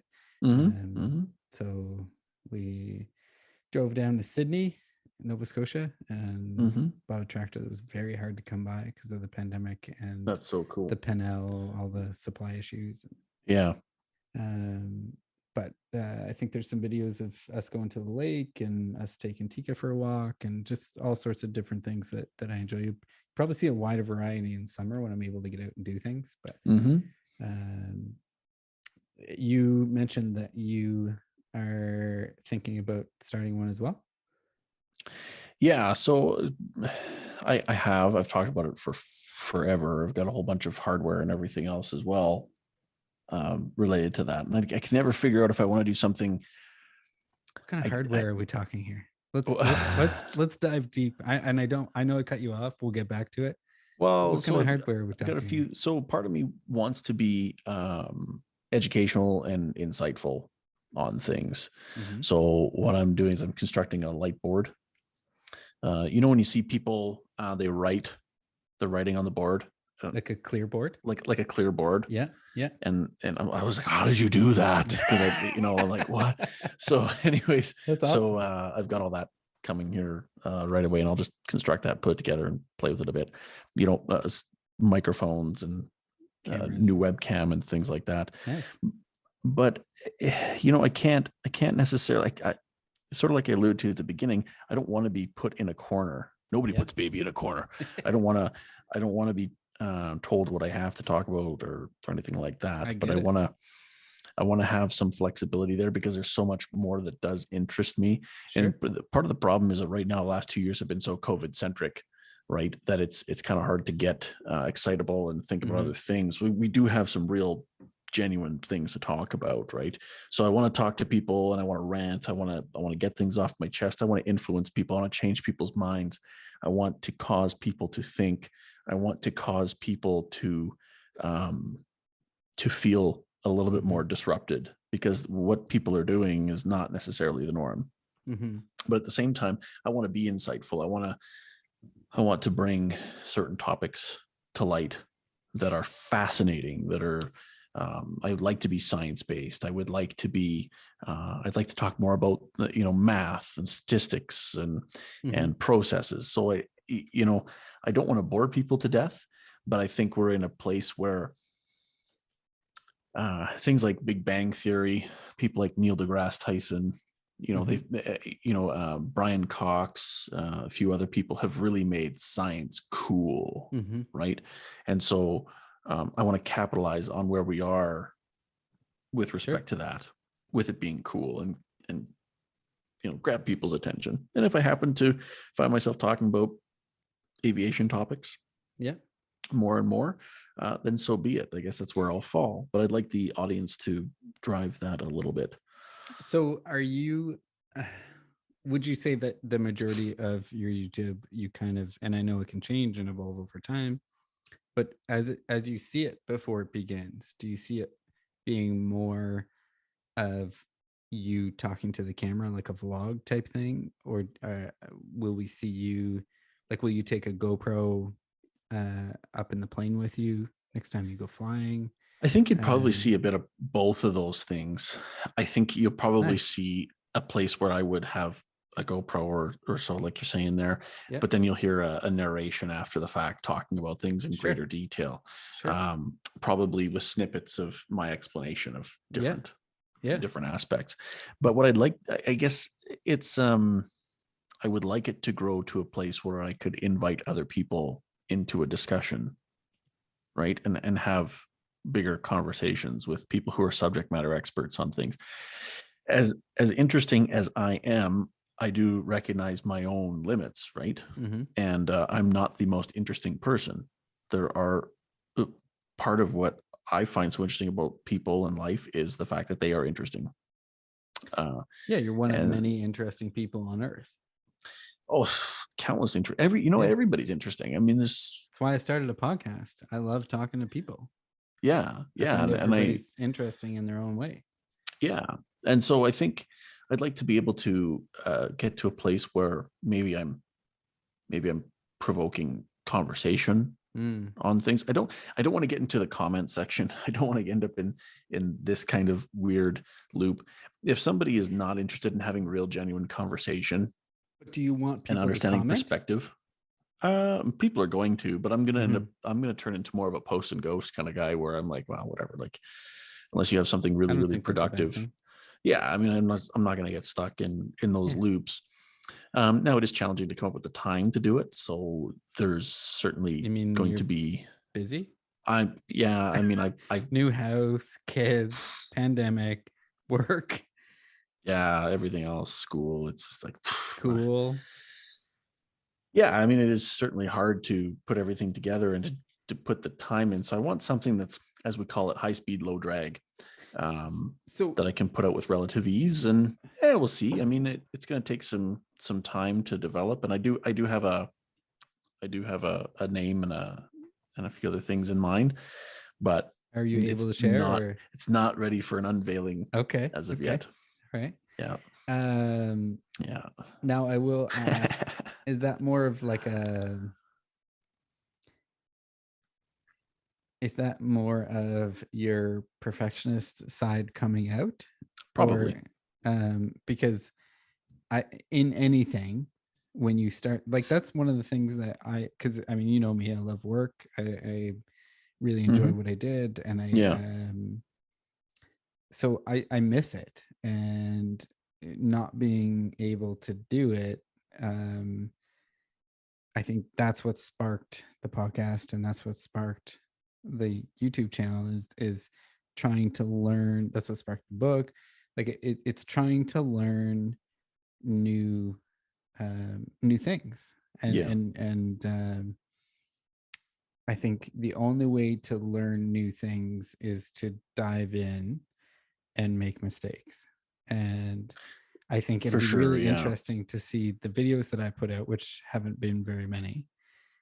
I'm already I put out 2 today. I don't know if you've seen them or not, but I put out 2 today, and I'm already starting to see, I mean, I have a long way to go before I get good, but I'm seeing improvement from the first few videos that I did compared to the 2 that I put out today.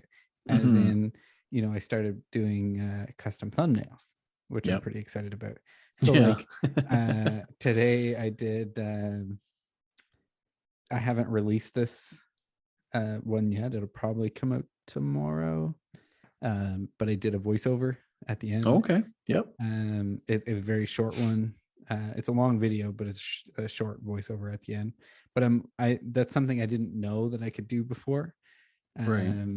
And just like the editing side, the filming side, like I'm starting to realize like, oh, you can't, I mean, you can, but it's better when you learn to actually tell a bit of a story as opposed Right. to just like setting up a camera, pressing record and going. Yeah. So there's so many cogs in that wheel that I have to learn, but it's exciting to be learning those new things. Certainly is. I mean, that's the process should be a growing experience too. I think one of the things that I do to myself is I expect a certain minimum all the That's what I'm time. getting at. That's what I'm getting at. Because like and if so you start below that minimum, you can still get you can for you sure. can surpass that minimum. Yeah, like you can this like, is where I defeat my own self in many ways. and I you're think not the only one. Yeah, we all do. Right? I mean, I think it's, Yeah. And I think, if we look back at this conversation 5 years down the road, and let's say you start, because you can change your name on YouTube and you can delete videos and all sorts of stuff. So sure, let's say you started today. Yep. I would be interested to look at this conversation 5 years down the road and then pull up our YouTube channels. If we're consistent and we post consecutively, and we're consistent, to see not only like subscribers and views and that kind of stuff, because that's neither here nor there, but like how much you've grown from your first video. Oh, for sure. Yeah. How much you've learned. It's that's part of the neat thing. And when you look at anybody that you follow on social media that does anything like that, it is interesting to go back to the original. Like, how many people started with just an iPhone recording? Exactly. Right. Exactly. Yeah. And you're talking huge channel, like there's so many that I follow, but there's one in particular. It's called My Self-Reliance. Have you seen that? No. Oh, it's amazing. My Self-Reliance. Yeah. It's a guy in Ontario. I watch a lot of different types of content, but this particular one is it's a guy in Ontario who was big in the business world in Toronto, and the crash happened back in whatever it was, 2007, 2008. He lost, I think it was somewhere in the realm of $1 million, and was in debt and was having subsequently family issues and all sorts of stuff. And he started a YouTube channel doing things that he liked doing, which was, at the time, I think it was like kayaking and outdoorsy type stuff. Right. And then it grew into him starting a homestead and building a log cabin in the woods of Ontario with hand tools. Oh, wow. And it's grown. Like he's working on his, I think, like third or fourth log home now, like his second actual homestead. Yeah. Because he had some issues with the neighbor and some YouTube subscribers finding out where he lived and that kind of stuff. So he moved, and now he's creating another homestead. But he's doing it all by hand, mostly with hand tools. If you look at his first videos versus now, I mean, there's a reason why he's got, last time I checked, it was about 2 million subscribers. It looks, are you looking him up right now? I was just looking him up right now. It's got 1.99 million. Yeah. Yeah.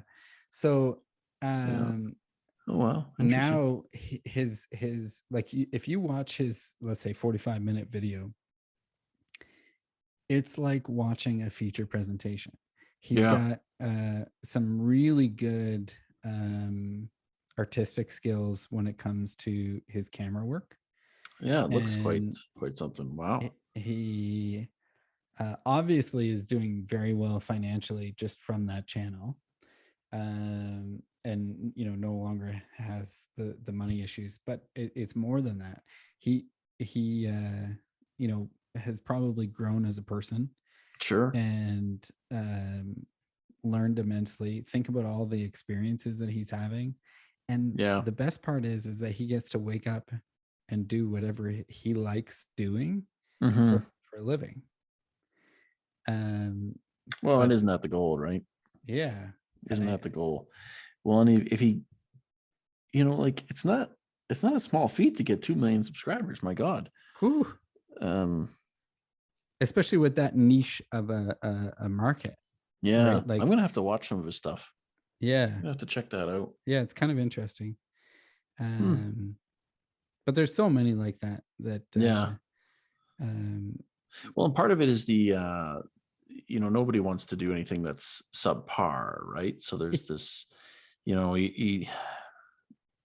there's this what is it, the imposter syndrome or whatever it is, where people are like, well, that's not me, or like, how could I be successful if I'm me? Or so who would want to watch me? Who would want to watch me? Who would find me interesting? So I guess, but that's part and parcel. That's the difference between finding what's interesting. Yeah, and that's the difference between doing it for fame and doing it for money, as opposed to just doing it as an outlet and just seeing where it goes, right? Like, I think you have to have some interest in that, right? Like, I think, like, for me, a lot of it is just documenting the good times, and like it kind of forces you to get out whenever I can to do things that I like doing. It's like having a dog, right? Like, if you don't have a dog and you wake up in the morning and you're exhausted and you don't have anything pressing, it's very easy to lay in bed and order takeout and delivery and skip not the move, dishes, right? Yeah. But if you have a dog, the dog looks at you with the puppy dog eyes, and you got to take it out for a bathroom break. You got to take it out for a walk. You have to get up and feed it. You have to give it affection, right? Like, this is well, that's the other thing, is like this notion of well, not notion, but the idea that, like, you've got to have time to commit, right? And it's going to take some nurturing, right? And that's something that, it's not the easiest when time management is a thing. So I think for myself, we probably see sometime in the fall an increase in my online presence, shall I say? Why the fall? Just because that comes after spring and summer.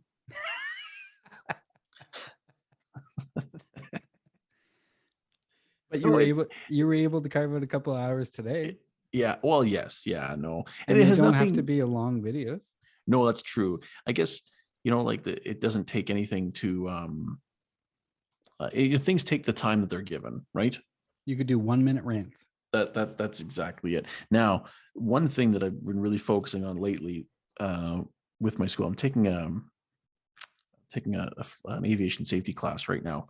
And one of the things that I'm finding challenging with it is that I'm having to put a lot of information in a very, very compressed amount of words. Like, I'll have to put a paper out that's 300 words. Wow. Right. Which is challenging to do, because there can be a lot of things to put on about one particular topic, as you know, right? Like, I mean, it doesn't take much to get to 300 words. It just doesn't. Like, a good intro. People do 300 words in a text. Well, yeah, an average intro on most of my academic papers will be 300 words. Yeah. I'll get to 2,000, 3,000 words, no problem. It's not hard. It's not hard to do if you've got lots of things to cover. So I'm trying to have to truncate things down and compress and condense. So the interesting thing you mentioned there, when you talk about like a 1 minute video, is there is a way to get quality out. Mm-hmm. And it's finding that way. And so ideally I'd like to do that. I and that means using you see how other people do it with TikTok, right? TikTok's a big one, even Instagram, where you would get less than a minute to put out a reel, right? And get something across. I mean, people get millions of hits with bullshit, right? So how to get what topics to talk about, how to get it down to a beginning, a middle, and an end that all happens in say 30 seconds, right? To grab people's attention, to really get people thinking about things. Think of what people do with a tweet, right? Of like 140 characters or whatever. Exactly. So and I'm not here to inflame and incite or anything like that, but I am certainly wanting to provoke thought. Sure. And that's been my biggest drive, is to provoke thought. And I would argue that that's going to happen with okay, so a big part of YouTube is consistency. The algorithm likes consistency. It likes content. It doesn't necessarily care if it's good content. It just cares that you're making content, and that people are, interacting with your contact or your content, whether it's watching it, hitting the like button, hitting the subscribe button, making comments, sharing it, whatever. Smash that like button. So I would argue that if your semi main goal is to create community and conversation, that if you started now, by the fall, if you were consistent with it, you could have that community and those conversations already built. Yeah, and that's true. And I think, the idea of perfection and quality, and the idea of making the perfect video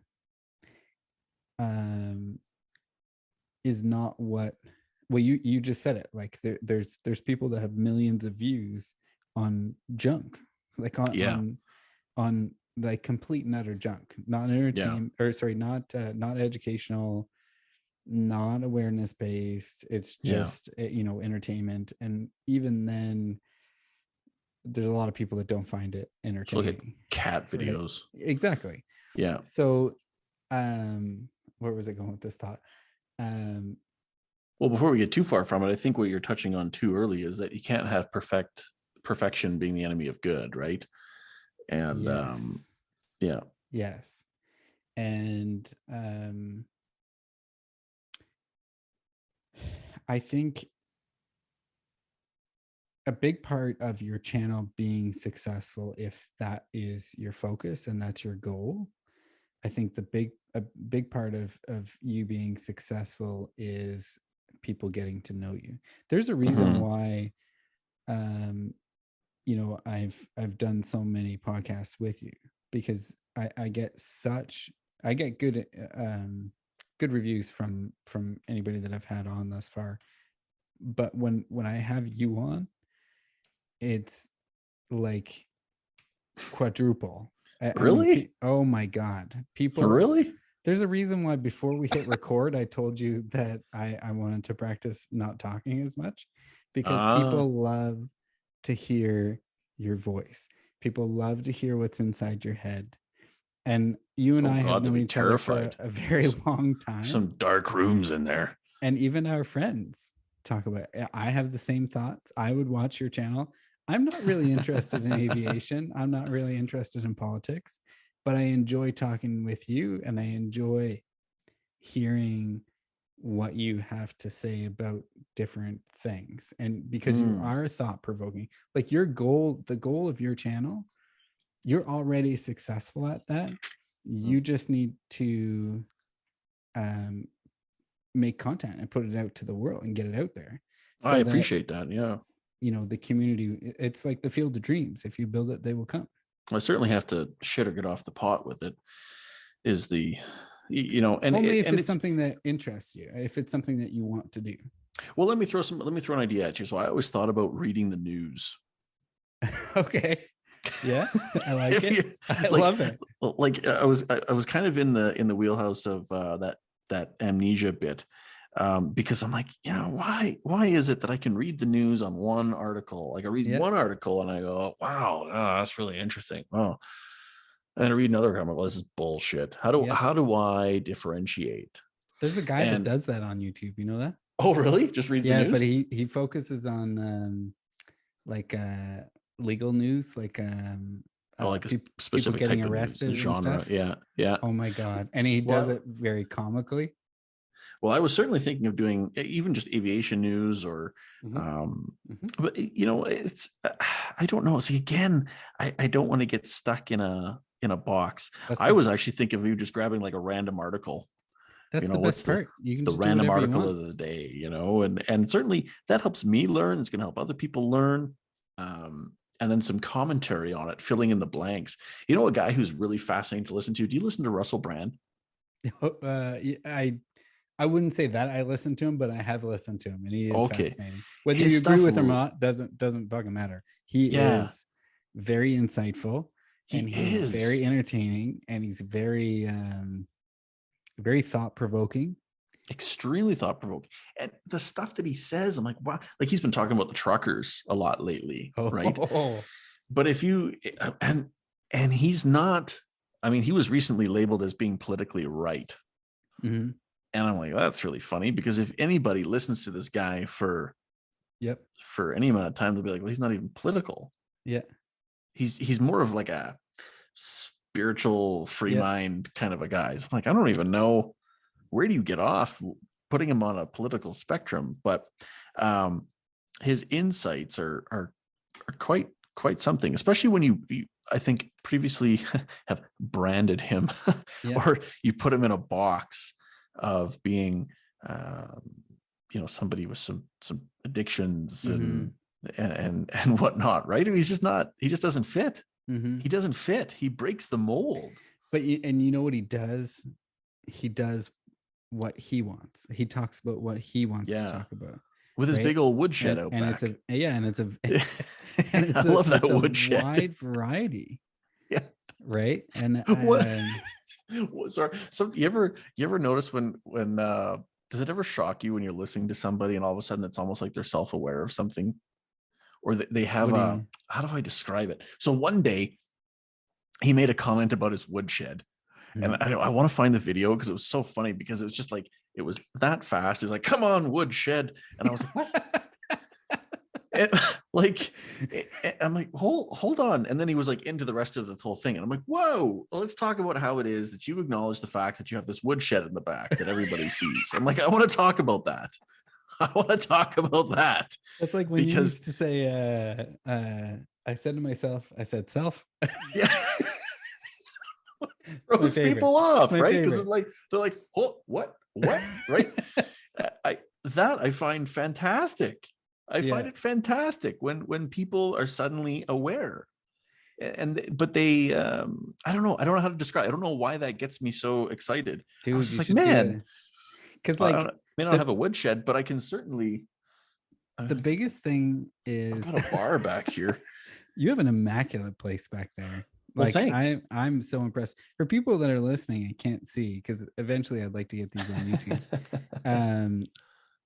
How do you describe it? You have a magnificent bar that you're sitting at, and you have one shelf full of almost every kind of liquor one could imagine, mixed with, is that a globe? Yeah, so over on the side there's a globe with an airplane on top. I got a couple of small models that I had done at the bottom there. What's to the left of the globe? Well, there's a red Fokker DR1. Fokker, it's German. Actually, it's Dutch, but anyway. And then behind that, there's a Coke can that I got the day that Anson was born. It says, I just grabbed a Coke from the. I went down, you go down to the convenience store in the hospital, right? Yeah. And I grabbed a can of Coke. And then as I was drinking it, I realized that, how they had like names on them before? Yeah. I don't even know if they still do drink Coke anymore, but this one said family. No. And I was like, oh, that's pretty cool. So I've kept that can of Coke forever. That's awesome. Yeah, and then I've got booze. I don't know if you've noticed. You do have a little selection there. Yeah, it's a lot of gin. Do you have aviation gin? I do. Right back here. Nice. Is it good? There you go. It's good. Yeah. Now, if you had to do a little advertisement for aviation gin. Well, I'm embarrassed to say that I like my Beefeater gin too, which is like El Cheapo, but it's so good. I don't know. It just does it for me. Then I got into this Dutch Courage gin as well. Mm-hmm. Do you like gin? I'm not a huge drinker, but I like gin. Gin's good. Okay, so this Dutch Courage, this apple gin, it's like apple juice that knows somebody, bro. It's so good. So good. Crystal Skull vodka. Mm-hmm. You know your Crystal Skull vodka from Mr. Dan Aykroyd? Yes. Mr. Dan Aykroyd himself. Yeah, right there. You know, he also does wine. Really? Yeah. Ironically called. Do you have Dan any Aykroyd. rye back there? Rye is my thing. Yeah. See, I don't have rye because I know better. It's because I live in Nova Scotia and I'm not over there visiting. I've got some Hennessy. By the way, have you ever been to Gimli, Manitoba? It's where they got the Crown Royal. I know of. They've got Crown Royal there. That's where they do it. Oh, really? In Gimli, Manitoba. Check it out. No way. Yeah. There's a picture to the right. Continuing on. Yeah. So I've got a few things there. That's an autograph photo from Chris Hadfield. Oh, nice. Astronaut Chris Hadfield. Yeah. I got that when I was 12 or so. Huh. Yeah. So that one. And then I've got the shot glasses and all that right there is out of an A10. No way. So an A10 War Dogs. Yeah, it's your 30 millimeter round that's been repurposed there for drinking purposes. A few other things and some propeller, couple shot glasses. Now the prop up here, the prop up top, that's off a 1942 Avro Anson. Holy. So Trina got that for my Father's Day, 6 years ago. Now, and then you're actually on a bar. Is that how your child got his name? Yeah. So we had seen there's a road down the road called Anson Road. We saw that sign one day that you have there. It's similar to that sign. Yeah. It looks pretty similar. Very similar to that sign. That's cool that you got one so similar. Yeah, well, you can go online and buy signs, right? Yeah, exactly. Yeah. So got that. Now you're also sitting on a bar that is part of a control surface off of a Lockheed Ventura, which that's a Civi version, but the military version was the Lockheed Hudson, which of course is little guy number 2. Yep. So there's that. I've got a few other things. That's so cool. I didn't know that. I also have a propeller here from Beach 1900, which a guy was just selling it online, and I was like, "Hey, I'm gonna need that," and he was like, "Yeah." So this is what I do, man. It's so interesting that that's called a Beach 1900 because it kind of looks like a surfboard. Well, there it is. Yeah, so there you have it. Yeah, that's that. And then the bar, the countertop here is butcher block. No way. Yeah, so butcher block that I still have to oil that again. But see, this like the last 5 minutes could be a YouTube video. Like, you know what? Yeah, you're right. A good tour of this is actually quite interesting. And then you have quite the display of and excuse my ignorance if I'm calling it the wrong thing, but like model airplanes. I got a bunch of models and everything that I have done, and now Lego is occupying everything as well. The Lego space is all over the house. The space station there, the shuttle, the Saturn V, and a few others. And I also have a lot of books. Yeah, I'm into memoirs and such. I have a whole bunch of, like, over there I've got a ton of space books and whatnot, astronaut memoirs that I've read them all. I've probably read the ebook of a lot of those, or listened to the audiobook, which is the other way that I can get through so much. Yeah. But then I always make sure that I get the paperback or the hardcover. Have you seen the show Space Force? Yes. Do you not love it? That thing's amazing. Okay, I do and I don't. Okay, aviation expert aside, do you love it? No. What? True. It's hilarious. I know it is, but I don't like it because I feel like it's parody. Oh, it's so parody. It is so parody. But I guess All they do is make fun of Trump. Yes, so I think that's part of my hostility. I'm not a Trump fan necessarily. Yeah, I don't want to sound like, but I'm kind of agnostic on a couple of things. For as energized as I can get about things, I'm a little bit like, you know. I would say I'm like I am with most people. There's good sides and there's bad sides. Yeah. However, that show is hilarious. I'm just not sure it deserved to get that much airtime. There's season 2's coming out. Just because they didn't like the guy. Now, having said that, I also believe in the Space Force mission. So okay, you're looking at me funny for a second there. So. No. Number one, I'm gonna go back. I'm gonna go on Netflix here and see if I can figure out when season 2 is coming, because I think it's very soon. But I want to talk about that on a serious note. So I don't know. I mean, I know Space Force because everybody made fun of it and all that kind of stuff. Yeah. But I've always it's coming out Friday. All right. You know what? So I did enjoy the show. I did get some giggles out of it. I don't want to sound like I'm completely like against it. I will watch it. I'll probably binge watch it. But anyway. So I don't know.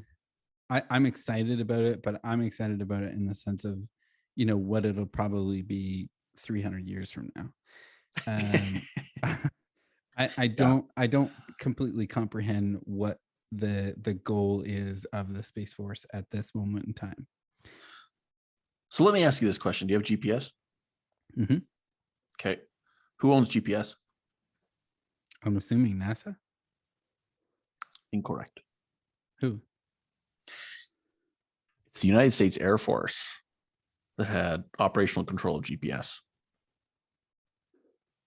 Yeah. And a lot of people don't know that. So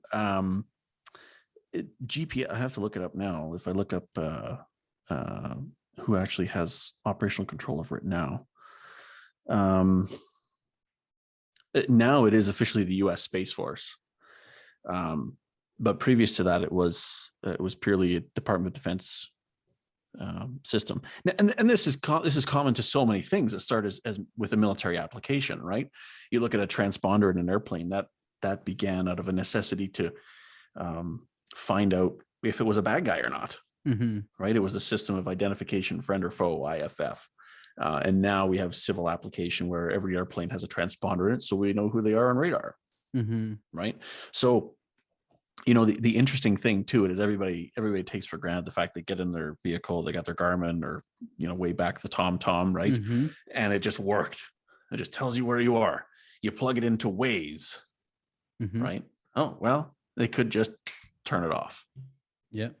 Right. It is a defense application that has civilian benefit, right? So it's an interesting part about it. So I don't know how serious you want me to get here. Well, so layman's terms, is it more of like space exploration, or so what has happened? So the space. Okay, so the U.S. Space Command, which was, in my understanding, was part of the United States Air Force at one point. But you have to remember all these things grow out of something else. So even the U.S. Air Force came out of the U.S. Army Air Force, right? Mm-hmm. And it just kind of grows from there into its own little entity. All of a sudden now, and there's some background there where you talk about the Outer Space Treaty, where you can't use space for nefarious purposes and everything else. Let's be honest. If you're going to send a nuclear weapon somewhere on an ICBM, it's going through space to get there, right? So we do use space as a conduit.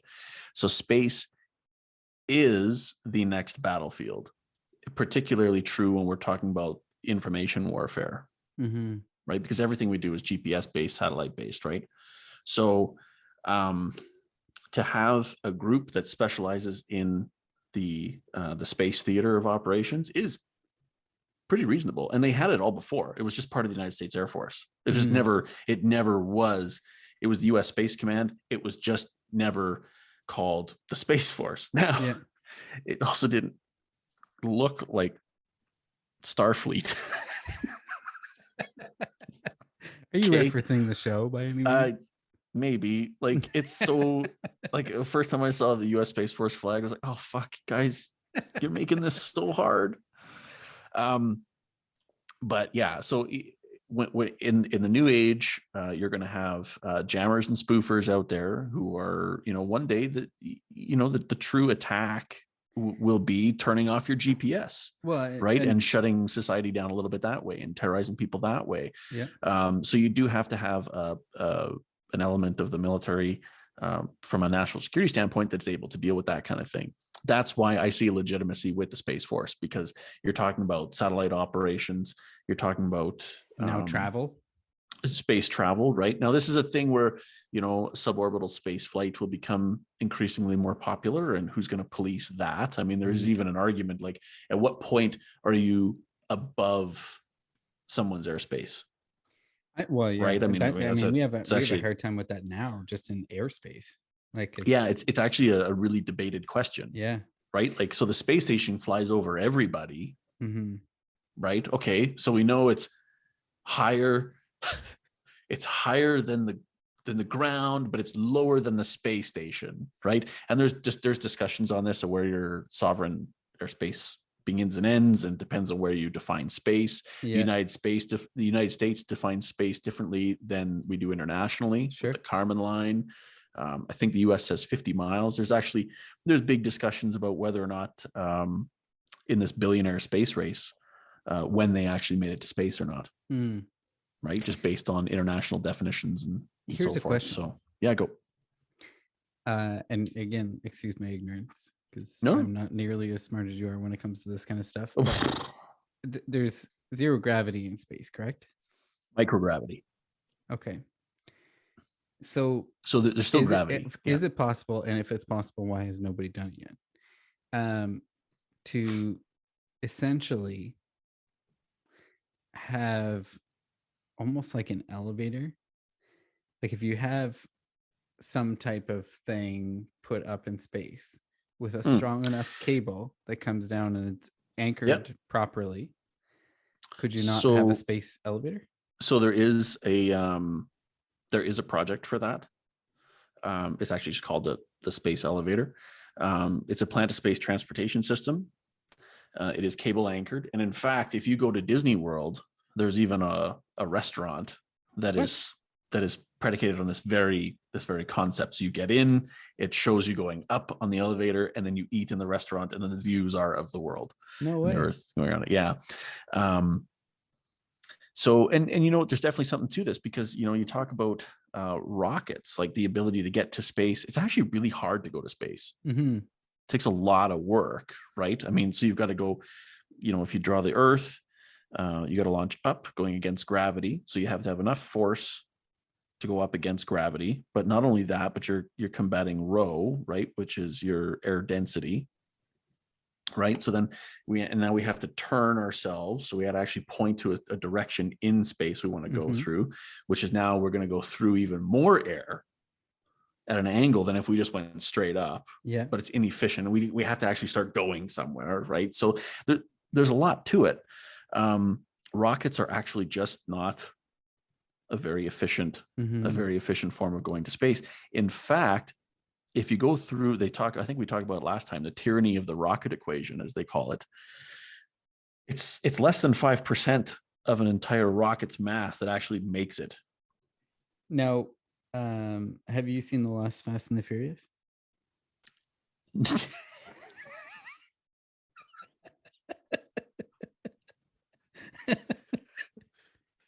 No, but are they on some really long runway as they're racing each other or something like that? So, because how long those runways are in Fast and the Furious when at the airport racing. Oh yeah, same thing in Speed. I'm like, how long is this runway? Each car has 20 different gears.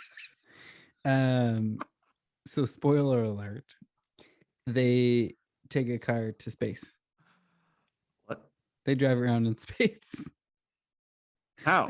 I can't believe you haven't seen this yet. How? I'm not the best person to like something to do with they were testing rockets on a car and then they got this idea that they were gonna jump it and hit the rocket. Have you watched Gravity? Fly into space. Have you watched Gravity? I have a long time ago because whenever it came out, it's a few years ago, right? Terrible movie. Same thing with like, have you watched For All Mankind on Apple? I don't think so. So the premise for that show is that Russia beats the United States to the moon. Mm-hmm. And that's where it starts. So it's like this alternate reality series.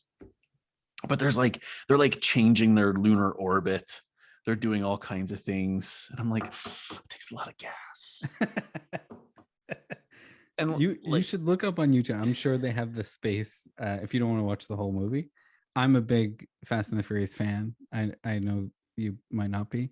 So they drive in space. So you look it up on YouTube. Say like Fast and the Furious 9 drive in space. 9? They're at Fast and Furious 9? I think. No, wait, was that 10? Hang on. No. I think that was 10. Because they have like a 10.5 coming out. This is like what? This is like Rocky. Like you didn't have to have that many. Fast and Furious space car. Oh my god. Oh my god. No. I want to talk about it the next time. Space racers? What the? Oh, this can't be. No, I can't look at that. No. Yeah, I think it's 9. No. See, the part of the problem for me in life is that I learn so many things and I look at something I'm like, oh, that's not how that works. Yeah. It's like when healthcare people watch Grey's Anatomy or any of those shows. Or you watch Grey's too. I know you do. Well, since I've been off work, yes. ER was my favorite though.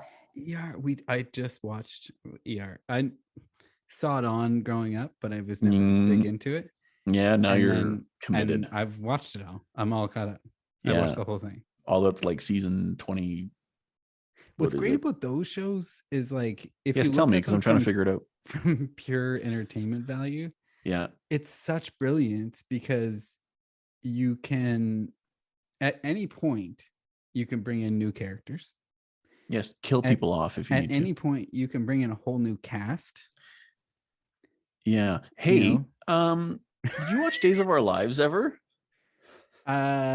When I went to my friend's grandparents' house, or so never watched it deliberately. No. Okay, so way back when I was in junior high, it was like a thing to like race home to make sure you catch it on. Is that what they did out west? Yeah, that's what we did. That's how we roll out here. And give you an education on how we do things out west. So we go out. I go home and I'd be like, oh my god, Stefano, he's possessed Marlena and whatever else. And that was probably 25-ish years ago. Mm-hmm.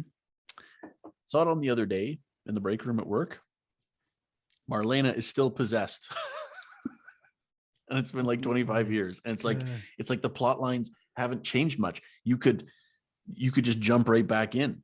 Yeah. And know who most people are. You could know who most people are descendants of. You could like you could figure that stuff out, which is great because it's good for continuity. I feel like they're living with me. But I have questions about this. Do these people have a life? Like imagine being a character for like 20 some years. Oh, you get typecast hardcore. Who are you? Like, who are you? Yeah. Honestly, who are you? Yeah. Right? Are you, is Marlena or is Marlena it's like you and I talked about when we worked in the jail. Deidre Hall. Is she Deidre Hall? Yeah. It's how much time are you spending as one of those characters? Yeah. Hey, and this reminds me, are you putting out a movie anytime soon?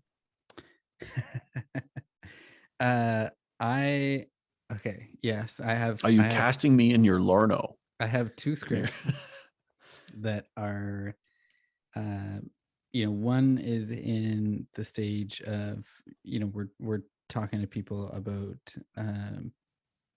funding and budgets. Mm-hmm. The other one just timing and cast has to be right. And then I have a third one that I have been working steadily on, and that's kind of winning the race between the three right now. Yep. Trying to decide how much I want to give away. I'm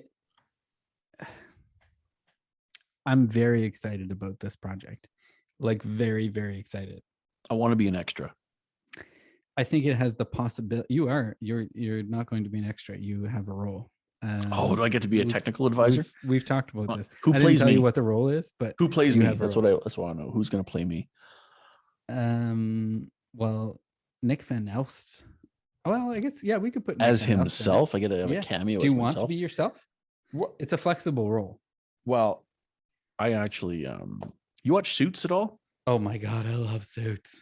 Okay. Maybe you can help me with this. What's the guy's name? Gabriel oh god, you're asking the wrong Gabriel person. Macht, the guy who plays Harvey Specter. Okay.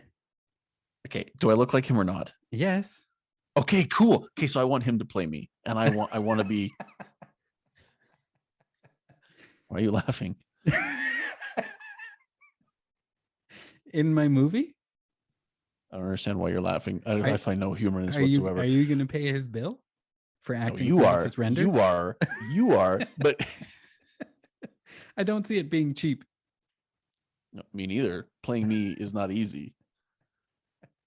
Touche. I'll just tell him, get out of here. I'll do it myself. Anyways, no, I will play me if I have to. I'm pretty stoked. I've given you a suggestion on who could play me, but if you want to be this way, we can talk about it more after we hit stop on the record. But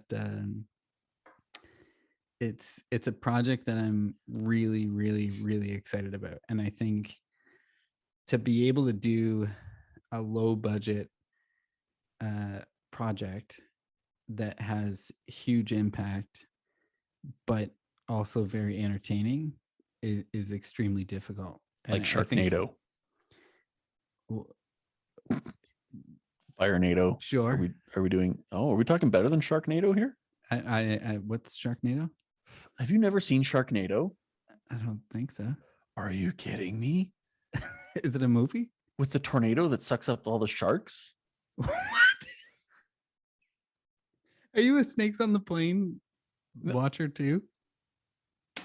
A tornado that sucks up all the sharks. There's like 12 of them. I don't know. There's like so many of them. It's just like, this is like prime Sunday morning entertainment. It sounds prime. And Firenado, where tornadoes that go through like forest fires that turn into like giant fire tornadoes. Is it sci-fi? Like, is it fiction? Or are we talking like, hang on, I'm a pretty smart guy. When someone says fiction, I have to figure out if that's true or not. So non-fiction is true. Fiction is not true. It is not true. Oh God. I think that's where we should probably end the podcast. Thank you very much. Anyways, but yeah. Sorry, somebody was like, hey, is this thing still on? That silence. They like looked at their phone like, oh, it's still playing. There's still time. What's going on? That silence was awesome. All right. Well, thank you very much for coming in today. I really appreciate it, as always. And I can't wait to talk to you again, or not talk to you again. That's fun. Good times, brother. Thanks, man. See you, buddy.